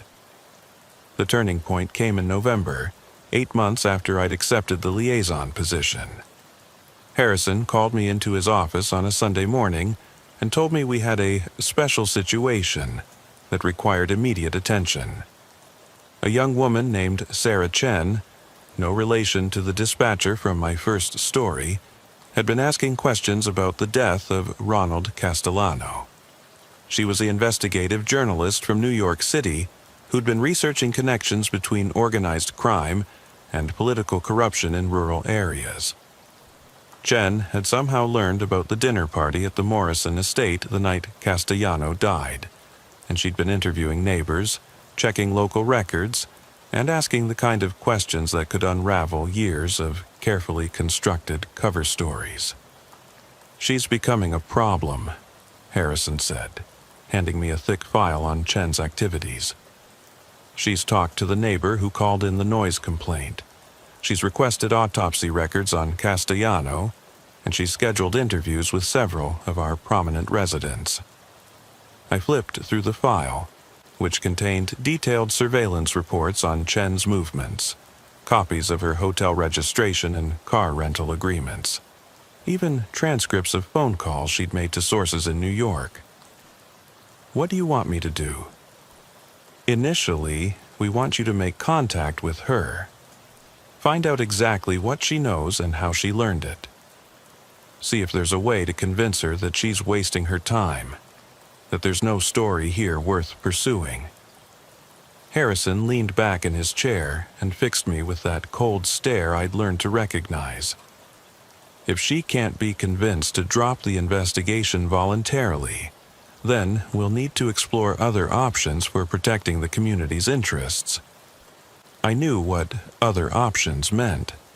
I'd seen what happened to problems that couldn't be solved through negotiation or intimidation. "Chief, I can't. You can, and you will." Harrison interrupted. "You signed a loyalty oath to this community, and you've accepted substantial compensation for your services. This is what that loyalty and compensation require." He slid another envelope across the desk. "In addition to your regular salary, you'll receive a $50,000 bonus for successfully resolving this situation. Consider it hazard pay." That night, I met Sarah Chen at a coffee shop in nearby Rhinebeck. She was in her early 30s, obviously intelligent and determined, the kind of journalist who didn't give up easily when she caught the scent of a story. "Officer Kowalski," she said when I introduced myself. "I wasn't expecting to hear from the Millbrook Police Department. Are you here to help with my investigation?" "Actually, I'm here to suggest that you might be wasting your time. Millbrook is a very quiet town. The kind of story you're looking for probably doesn't exist here." Chen smiled and pulled out a digital recorder. "Do you mind if I record this conversation? I find it helps me remember details accurately." I should have said yes. Should have let her record everything I was about to tell her, so there would be evidence of what the Millbrook Police Department was really doing. But I was too deep into the corruption by then, too afraid of the consequences of stepping out of line. I'd prefer if you didn't. Okay. She put the recorder away, but I noticed she kept her notebook open. Can you tell me about the night Ronald Castellano died? I understand there was a noise complaint at the Morrison estate. There was a report of loud noise from a neighbor. I investigated and found that the residents were watching a movie with the volume turned up. I advised them to be more considerate of their neighbors, and that was the end of it. Did you see Ronald Castellano at the Morrison estate that night? This was the moment where I should have told her the truth. Should have described exactly what I'd seen and smelled in that house. The nervous guests, the gunpowder residue, the way Morrison had tried to prevent me from investigating. Instead, I lied. I don't recall seeing anyone matching Mr. Castellano's description at the residence. Chen made a note in her notebook. According to phone records, Mr. Castellano received several calls from numbers registered to Morrison family businesses in the days before his death. Do you know anything about a business relationship between them? I wouldn't know anything about Mr. Morrison's business relationships. Have you investigated any other incidents involving the Morrison family or their associates? The Morrison family are respected members of the community. They rarely require police attention. Chen studied my face for a long moment, and I could see that she didn't believe what I was telling her. She was too experienced as an investigative reporter not to recognize evasion and misdirection. Officer Kowalski, I've been researching corruption in small-town police departments for several years. I know what it looks like when local law enforcement has been compromised by wealthy residents or criminal organizations. I also know that good cops sometimes get caught up in situations they didn't choose and can't easily escape. She leaned forward and lowered her voice. If you know something about what happened to Ronald Castellano, if you have information about corruption in the Millbrook Police Department, this is your chance to do the right thing. I can protect your identity, and I can help you get connected with federal investigators who can provide immunity in exchange for cooperation. For a moment, I considered telling her everything. About Harrison's offer, about the liaison position, about all the crimes I'd helped cover up over the past 8 months, about the system of corruption that had turned a small-town police department into a private security force for criminal organizations. But then, I thought about the loyalty oath I'd signed, the non-disclosure agreement that could send me to prison if I violated it, the photographs they had of me at the Morrison estate. I thought about the $50,000 bonus Harrison had offered, and the lifestyle I'd grown accustomed to, and the career I'd destroy if I became a whistleblower. Miss Chen, I think you're looking for a story that doesn't exist. Millbrook is exactly what it appears to be.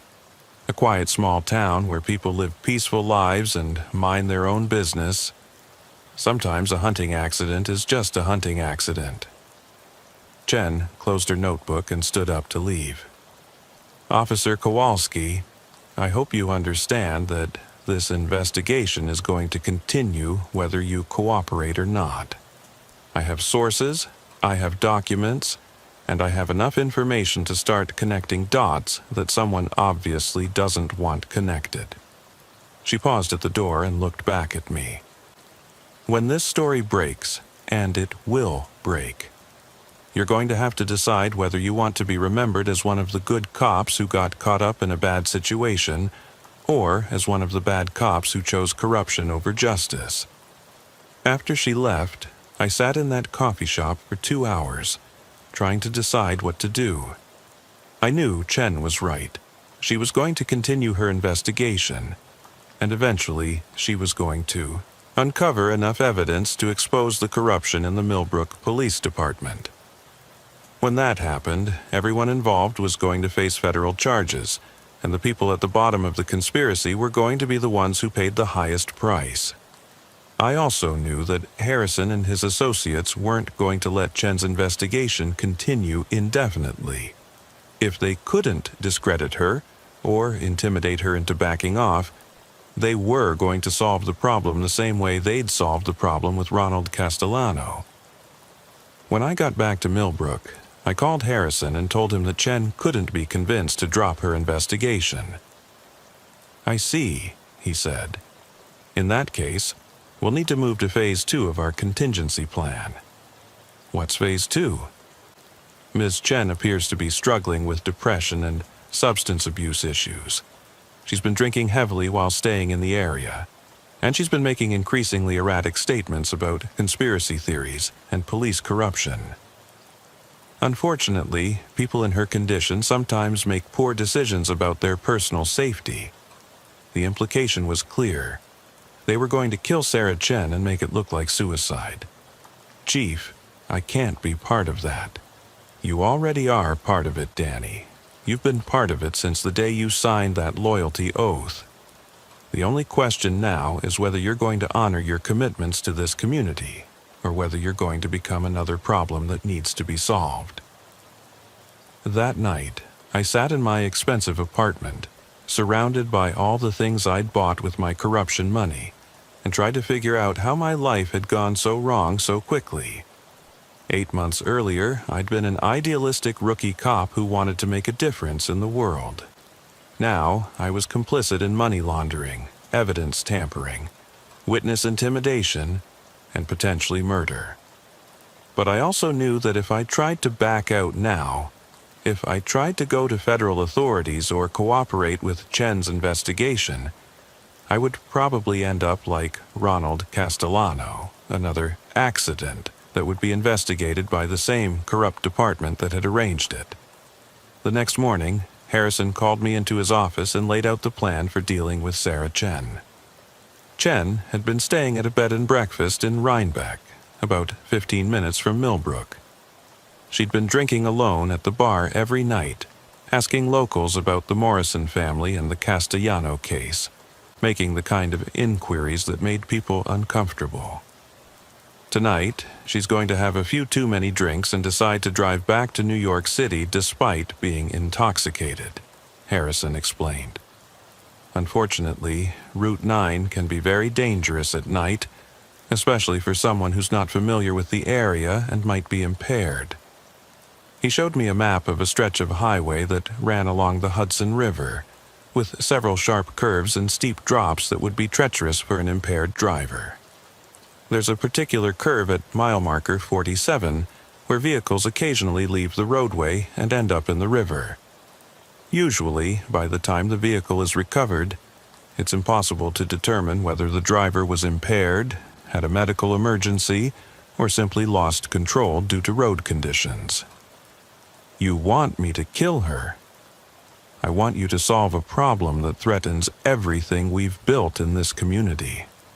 The method is up to you, but the outcome isn't negotiable. Harrison slid a set of car keys across the desk. Untraceable rental vehicle, paid for with cash, registered under a false identity.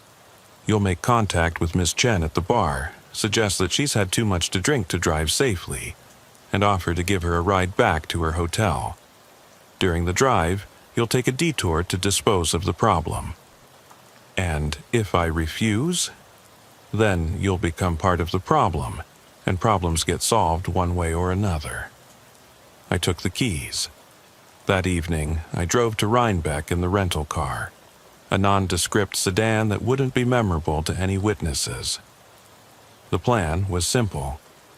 Wait for Chen to leave the bar, approach her in the parking lot, convince her to accept a ride, then take her to the designated location on Route 9 where her accident would occur. But when I got to the bed and breakfast, Chen wasn't there. The bartender said she'd checked out that morning and driven back to New York City, leaving no forwarding information. I called Harrison immediately. She's gone, left town this morning. There was a long pause before Harrison responded. "That's unfortunate, but not necessarily a problem. We'll monitor the situation and see what develops. What if she publishes her story?" If she publishes a story based on speculation and anonymous sources, it will be dismissed as conspiracy theory nonsense. If she tries to publish a story based on verifiable evidence, she'll discover that certain evidence has been sealed by court order or destroyed in accordance with records retention policies. And if she has enough evidence to make federal charges stick, then we'll implement the ultimate contingency plan. I didn't ask what the ultimate contingency plan involved. I was pretty sure I didn't want to know. For 3 weeks, nothing happened. No story appeared in any newspaper or magazine. No federal investigators showed up asking questions. Chen seemed to have disappeared as completely as if she'd never existed. I started to think that maybe Harrison had been right. Maybe Chen's investigation had been based on speculation and suspicion rather than solid evidence. Maybe she'd realized that she couldn't prove her theories and had moved on to other stories. Then I saw the news report. Investigative journalist Sarah Chen was found dead in her Manhattan apartment yesterday evening, apparent victim of a drug overdose. Chen, who specialized in reporting on political corruption and organized crime, had been struggling with depression and substance abuse issues according to friends and colleagues. Police found evidence of recent heroin use, and the medical examiner has tentatively ruled the death an accidental overdose pending toxicology results. The report included a brief mention that Chen had been working on a story about rural police corruption at the time of her death, but that her editor said the investigation had been indefinitely postponed due to lack of corroborating evidence. I knew immediately that it wasn't a drug overdose. Chen had been murdered by the same people who'd killed Ronald Castellano, using the same methods they'd planned to use on the Route 9 highway. They'd made it look like an accident. They'd controlled the investigation, and they'd ensured that her story would never be published. And I'd been part of it. Maybe I hadn't injected the heroin into her veins, but I'd helped create the circumstances that led to her death. I'd lied to her when she'd given me a chance to tell the truth. I'd reported her activities to the people who'd ultimately killed her. That night, I sat in my apartment and tried to figure out how to live with what I'd become. I joined the police force to protect people like Sarah Chen, honest citizens trying to expose corruption and hold powerful people accountable. Instead, I'd become one of the people she'd been trying to expose. But I also knew that if I tried to go to federal authorities now, if I tried to confess what I knew about Chen's murder or the Castellano case, I'd end up dead just like both of them.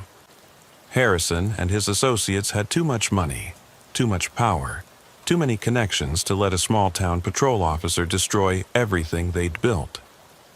So I kept my mouth shut and continued doing my job, helping to cover up crimes and intimidate witnesses and protect the interests of people who treated murder as just another business expense.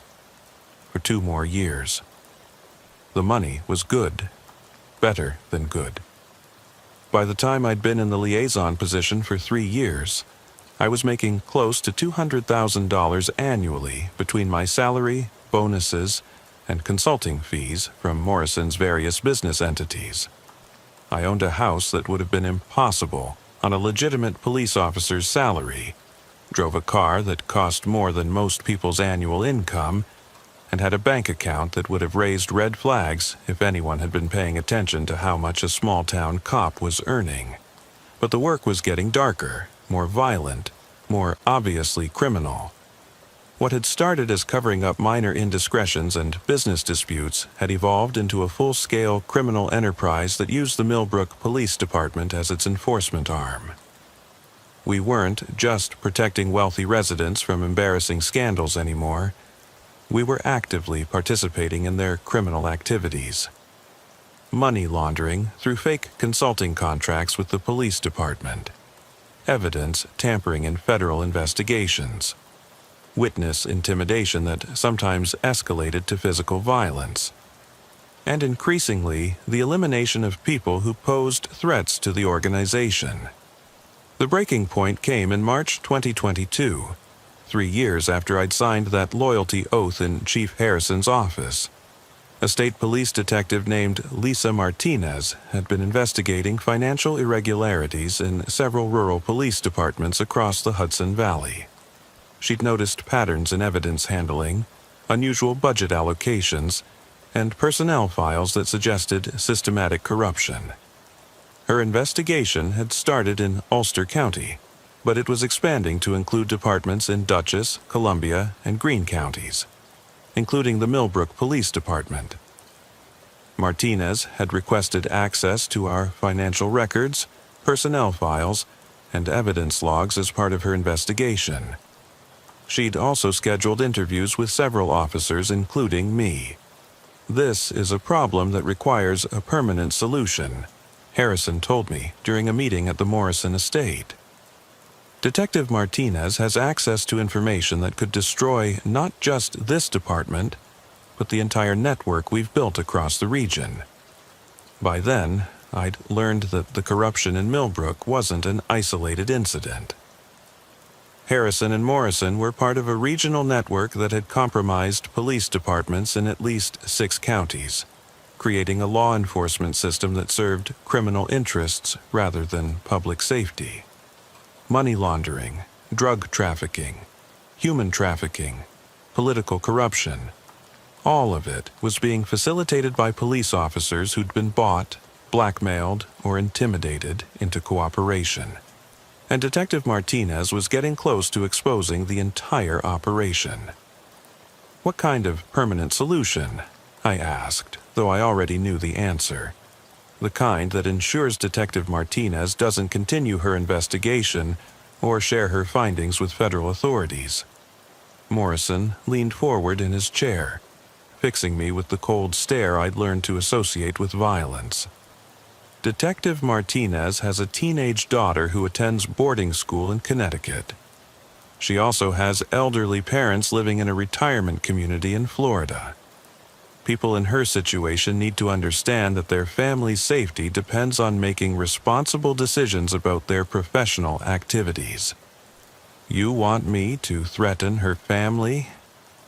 I want you to help her understand the consequences of continuing an investigation that threatens the stability of multiple communities and the livelihoods of hundreds of law-abiding citizens. Harrison pulled out a manila folder and slid it across the table. Detective Martinez's daily routine, her family's schedules, her personal relationships, her financial situation. Everything you need to have a productive conversation with her about the wisdom of focusing her investigative efforts elsewhere. I opened the folder and found detailed surveillance reports on Martinez and her family. Photos of her daughter at school, her parents at their retirement home, her ex-husband at his job in Albany, phone records, credit reports, medical records, a complete dossier that could only have been compiled with access to law enforcement databases and government records. How long have you been watching her? Since the day she started asking questions about rural police corruption. We've been monitoring every investigator, journalist, and federal agent who's shown interest in our operations. Most of them can be redirected or discouraged through unofficial channels. Detective Martinez requires a more direct approach. Morrison stood up and walked to the window overlooking his manicured gardens. Officer Kowalski, I want to be very clear about something. Detective Martinez's investigation threatens a business network that generates over $50 million annually and employs hundreds of people across multiple states.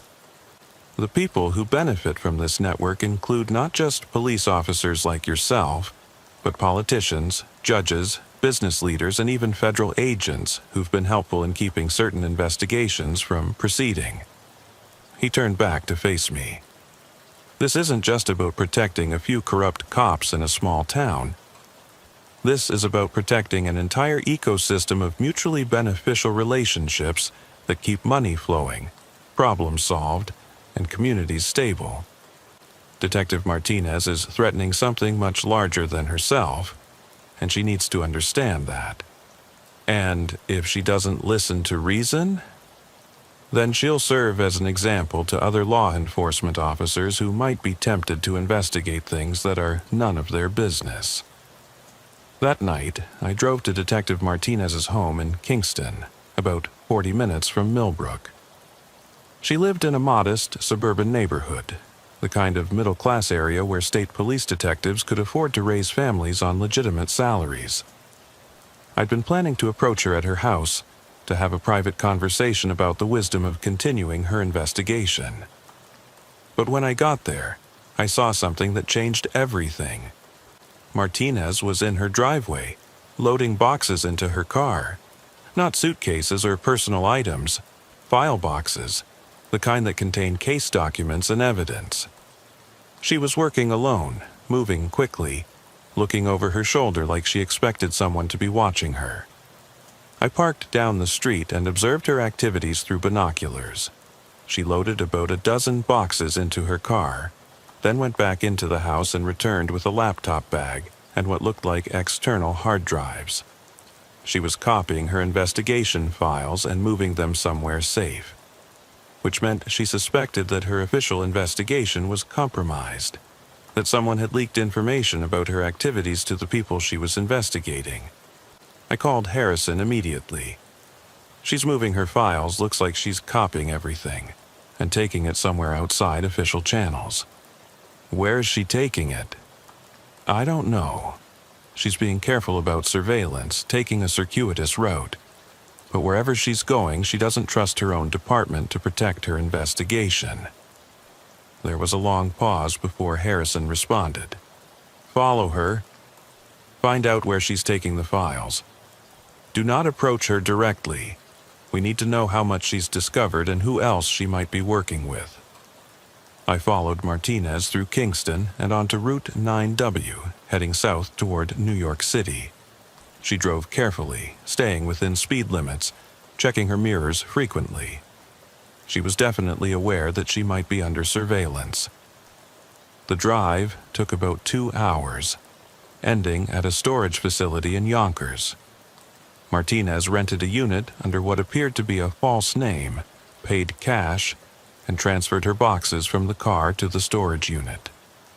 She spent about 20 minutes inside the unit, presumably organizing the files and setting up some kind of security system. When she left the storage facility, she drove to a nearby copy center that was open 24 hours. She spent another hour there, apparently making additional copies of key documents. Then she drove to a post office and mailed several packages to addresses I couldn't see from my surveillance position. She was definitely preparing for something. Creating backups, establishing deadman switches, ensuring that her investigation would continue even if something happened to her. Which meant that threatening her family wouldn't be enough to stop her. She'd already moved beyond the point where personal intimidation would be effective. I called Harrison again and reported what I'd observed. She's creating insurance policies, I told him. Multiple copies of her files, backup systems, probably deadman switches that will release information if something happens to her. Threatening her isn't going to work. She's already planned for that possibility. Then we'll need to implement a more comprehensive solution. Meaning what? Meaning Detective Martinez has forced us to treat her as an enemy combatant rather than just an inconvenient investigator.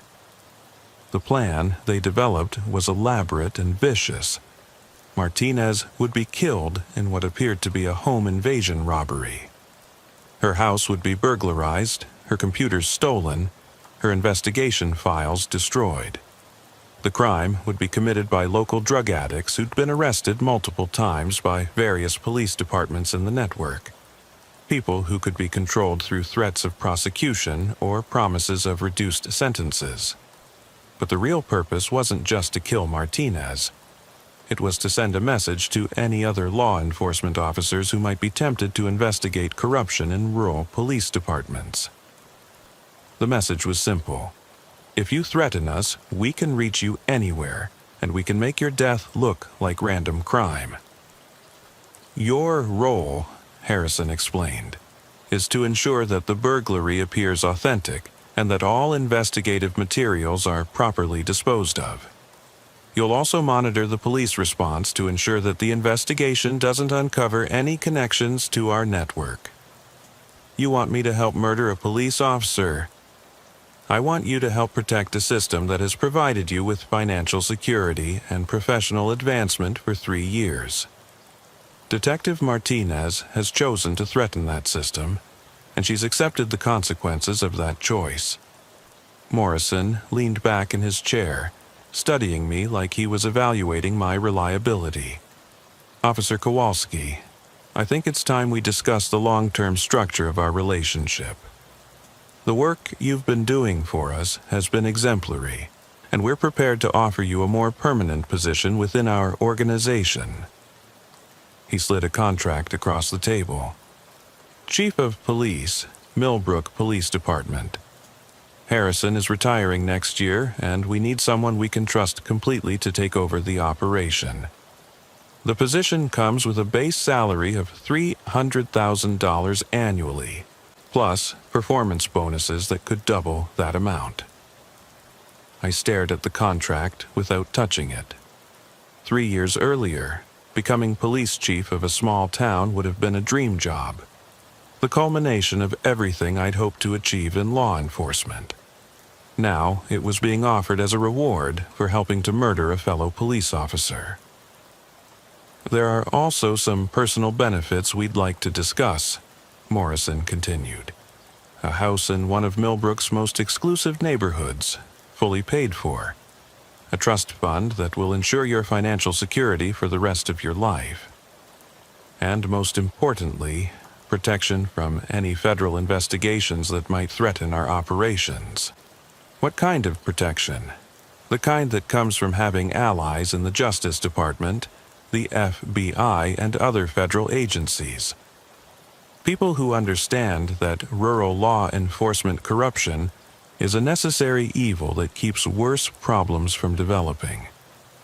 Harrison leaned forward. Danny, you need to understand something. We're not just a local criminal organization. We're part of a national network that includes people at the highest levels of government, business, and law enforcement. The kind of people who can make federal investigations disappear, who can ensure that certain evidence never makes it to trial, who can guarantee that cooperative officers never face consequences for their actions.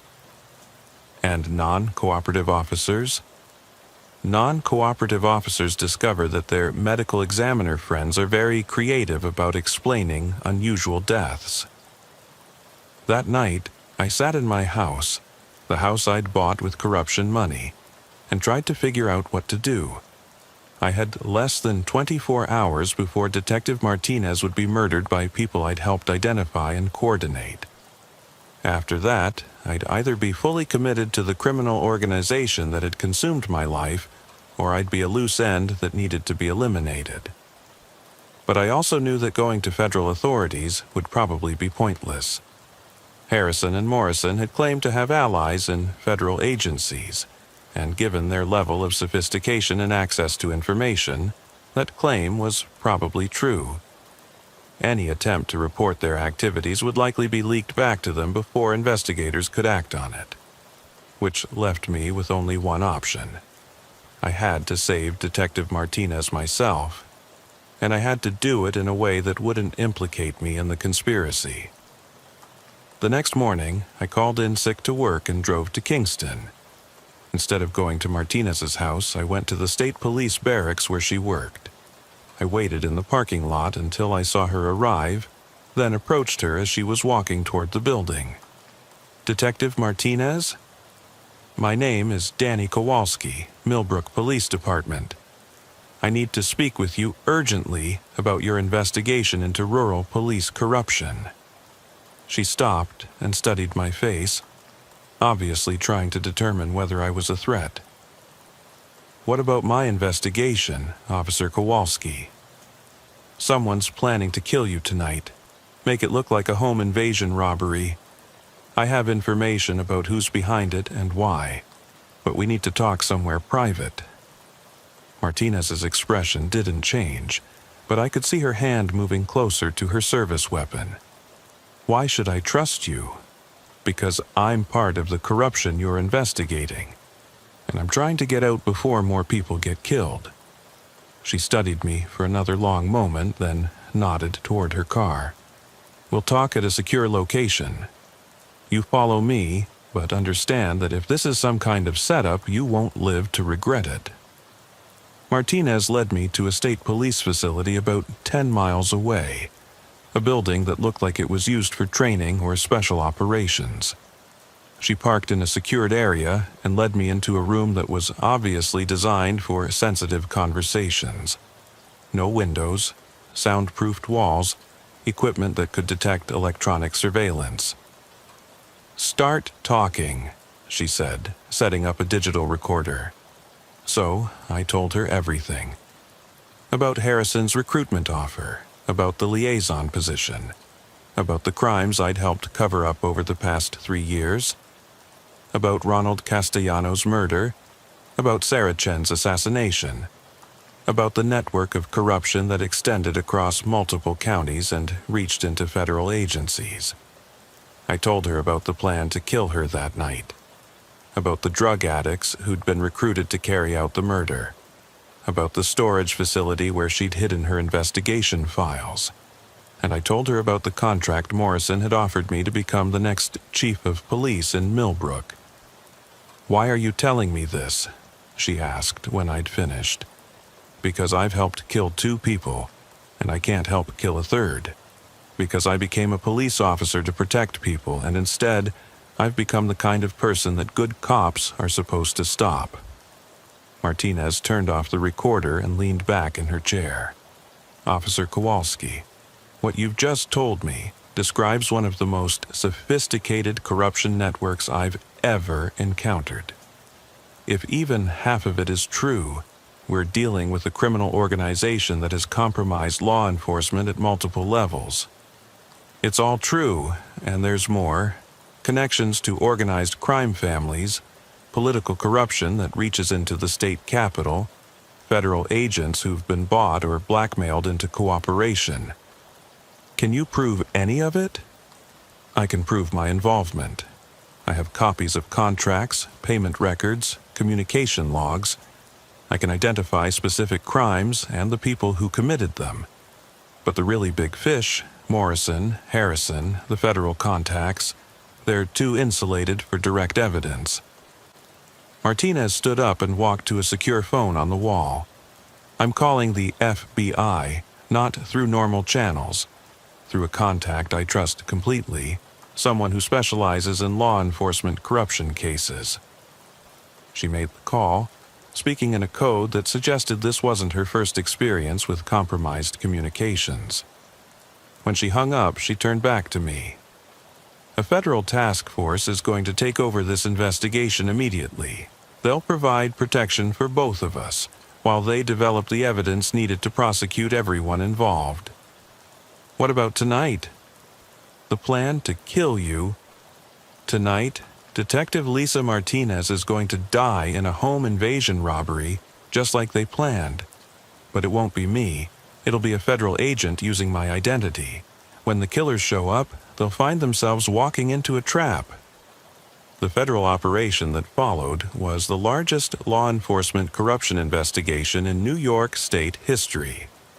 Over the course of 6 months, federal agents arrested 87 people on charges ranging from money laundering to murder. The defendants included police officers from 6 different departments, county prosecutors, state legislators, federal employees, and even a federal judge who'd been providing inside information about corruption investigations. Harrison, Morrison, and their associates were convicted on multiple federal charges and sentenced to life in prison without possibility of parole. The criminal network they'd built was dismantled completely, with assets worth over $200 million seized by federal authorities. But the damage to public trust in rural law enforcement took years to repair. Multiple police departments were disbanded and reconstituted under federal supervision. Dozens of criminal cases had to be overturned because evidence had been compromised by corrupt officers. Hundreds of victims of police corruption came forward with stories of crimes that had been covered up or investigations that had been sabotaged. As for me, I spent 8 months in federal protective custody while serving as a witness in the prosecution of my former colleagues. I testified in 17 different trials, providing evidence that helped convict people I'd once considered friends and mentors. When the trials were over, I entered the Federal Witness Protection Program and relocated to a different state. I'm no longer a police officer. That career ended the day I decided to save Detective Martinez's life instead of helping to take it. But I work in law enforcement training now, teaching courses about corruption recognition and prevention. My job is to help new officers understand how good cops can become bad cops, how small compromises can lead to major crimes, how the isolation and pressure of police work can make officers vulnerable to recruitment by criminal organizations. The lesson I try to teach is simple. Corruption doesn't usually announce itself with dramatic offers to participate in obvious crimes. It starts with small favors, minor rule bending, situations where doing the practical thing conflicts with doing the legal thing. It progresses through a series of compromises that seem reasonable at the time, until you wake up one day and realize you've become the kind of person you joined the police force to fight. The Millbrook Police Department was officially disbanded after the federal investigation. The town now contracts with the state police for law enforcement services, and former Millbrook officers are prohibited from working in law enforcement anywhere in New York State. Chief Harrison died in federal prison in 2023, apparently from a heart attack, though there were rumors that he'd been killed by other inmates who didn't appreciate having a corrupt cop in their midst. Thomas Morrison is serving multiple life sentences in a federal supermax facility. His estate was seized by federal authorities and sold to compensate victims of the corruption network. The mansion where I'd attended those meetings now houses a training center for rural law enforcement officers, teaching the kind of ethical policing practices that might have prevented the corruption in the first place. Detective Lisa Martinez received multiple commendations for her investigation and was promoted to head the state police's Internal Affairs Division. She's now responsible for investigating corruption in law enforcement agencies across New York State, using lessons learned from the Millbrook case to identify and prevent similar networks from developing. Sarah Chen's murder case was reopened as part of the federal investigation. Federal prosecutors were able to prove that she'd been killed by associates of the corruption network, though the people directly responsible for her death were never conclusively identified. Her family received a substantial settlement from the federal forfeiture of Morrison's assets. Ronald Castellanos' death was also reclassified as murder rather than hunting accident. Federal investigators were able to prove that he'd been killed at the Morrison estate, and his body moved to the location where it was found, though the physical evidence had been too thoroughly compromised to identify the specific individuals responsible. Both cases remain technically unsolved, though everyone involved in the federal investigation knows what really happened and who was responsible. As for the families of the victims, the people whose loved ones were killed to protect a criminal enterprise disguised as law enforcement, they received financial compensation from the federal forfeiture proceedings. But money can't bring back the dead, can't undo the trauma of losing someone to police corruption, can't restore faith in institutions that were supposed to protect them. The real cost of police corruption isn't measured in dollars or prison sentences. It's measured in the destruction of trust between law enforcement and the communities we're supposed to serve. when people can't trust that police officers will protect them rather than prey on them, when they can't be sure that reporting crimes will lead to justice rather than retaliation, when they have to wonder whether the person wearing a badge is there to help them or harm them. That's when the entire system of law and order breaks down. The Millbrook case taught me that police corruption is like cancer. It starts small, spreads quickly, and destroys everything it touches. The only way to prevent it is early detection and aggressive treatment. Officers need to understand the warning signs. Departments need systems for reporting and investigating suspicious activity, and communities need oversight mechanisms that can identify problems before they become systemic. But most importantly, individual officers need to understand that they have choices. When supervisors ask them to bend rules or ignore evidence, when wealthy residents offer special compensation for special services, when criminal organizations try to recruit them as allies, they can say no. They can report the approaches to appropriate authorities. They can choose to remain the kind of police officers they intended to become rather than the kind they're being pressured to become. I didn't make those choices when I had the chance. I let myself be recruited into a criminal organization because the money was good and the alternatives seemed dangerous. I convinced myself that minor rule bending was acceptable, that protecting wealthy residents was part of community policing, that looking the other way occasionally was just practical law enforcement. By the time I realized what I'd become, I was already complicit in multiple murders and facing a choice between helping to kill a police officer or accepting that I'd probably be killed myself. I made the right choice eventually, but it was almost too late. 2 people died because I didn't have the courage to do the right thing when it mattered most. A journalist who was trying to expose corruption, and a lobbyist who'd become inconvenient to his criminal associates. Their deaths will be on my conscience for the rest of my life, no matter how many corruption cases I help solve, or how many officers I help train to recognize and resist recruitment by criminal organizations. The badge doesn't make you a good person. The uniform doesn't guarantee that you'll do the right thing. The authority we're given as police officers can be used to protect communities or to prey on them. And the choice between those options is made not in academy classrooms or policy manuals, but in real-world situations where doing the right thing might be expensive, dangerous, or professionally damaging. Every police officer faces that choice multiple times during their career. The officers who consistently choose integrity over convenience, justice over expediency, public service over personal benefit, those are the ones who remain police officers in the truest sense of the term. The ones who make different choices become something else entirely, no matter what their badge says or what authority they wield. I learned that lesson too late to save Sarah Chen or Ronald Castellano. But maybe sharing that lesson can help other officers make better choices when they face similar situations.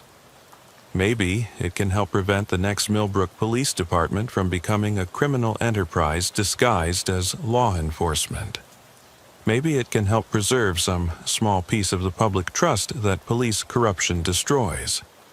That's what I tell myself anyway when I wake up in the middle of the night thinking about the people who died because I was too weak, too greedy, or too scared to do the job I'd sworn to do. But the story doesn't end with federal convictions and witness protection. 3 years after the trials ended, I got a call that brought everything full circle in the most terrifying way possible. I was living under a new identity in a small town in Oregon, working as a civilian instructor at a police training academy, when my federal handler, "We're fighting a hydra," Rodriguez told me. "Every time we cut off one head, 2 more grow back." The people running these networks are learning from their predecessors' mistakes. The investigation that followed was even more extensive than the original Millbrook case. Federal agents identified corruption networks in rural police departments across 17 states, all using similar methods and connected through overlapping business relationships and political alliances. Some of these networks were more sophisticated than the Millbrook operation had been. They used encrypted communications, cryptocurrency transactions, and international money laundering systems that made their activities much harder to trace. They recruited officers more carefully, using psychological profiling and gradual corruption processes that made detection more difficult. Most importantly, they'd learned to diversify their operations across multiple jurisdictions and agencies, making it almost impossible for any single investigation to expose the full scope of their activities. The trials that followed the nationwide investigation took 3 years to complete and resulted in convictions of over 400 people, including police officers, sheriff's deputies, prosecutors, judges, politicians, and business leaders. It was the largest law enforcement corruption prosecution in U.S. history. But even those convictions didn't end the threat. The people running these networks had anticipated federal prosecution and developed succession plans that allowed their operations to continue, even when key personnel were arrested. I spent 5 more years in witness protection, moving between safe houses and temporary identities while federal investigators worked to dismantle the remaining networks and neutralize the threats against witnesses like me. The psychological toll of that experience was worse than anything I'd endured during my time as a corrupt police officer. The constant fear, the isolation from family and friends, the knowledge that powerful people wanted me dead because I'd chosen to do the right thing, all of it combined to create a level of stress and paranoia that nearly broke me. I developed panic attacks, insomnia, and a form of PTSD that made it difficult to function in normal social situations. Federal psychologists helped me understand that what I was experiencing was normal for witnesses in high-profile corruption cases, but understanding it didn't make it easier to live with. The breaking point came in 2028, when I learned that my elderly father had died while I was in protection. I couldn't attend his funeral, couldn't comfort my family, couldn't even contact them to express my condolences because doing so might have compromised my security and put them in danger. That's when I realized that the criminals had won, even though most of them were in prison.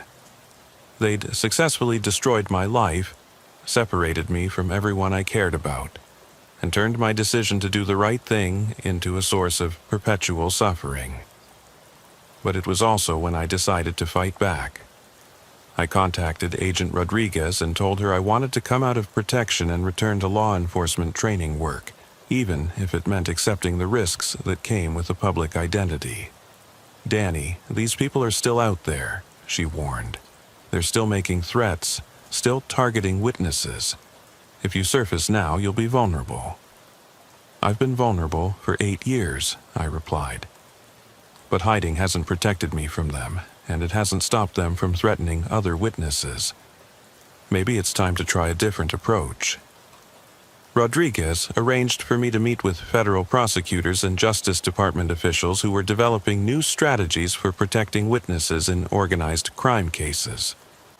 What they told me was both encouraging and terrifying. The good news was that federal law enforcement had learned a great deal about corruption networks since the original Millbrook case. They'd developed new investigation techniques, better legal tools, and more effective methods of dismantling criminal organizations that had infiltrated police departments. The bad news was that the networks had evolved even faster than law enforcement's ability to counter them. They were using artificial intelligence to identify vulnerable officers, social media manipulation to influence local politics, and sophisticated financial instruments to hide their money laundering activities. "We're essentially fighting a technological arms race," one of the prosecutors explained. "Every time we develop new capabilities, they develop countermeasures. Every time we close one avenue of corruption, they open 2 new ones."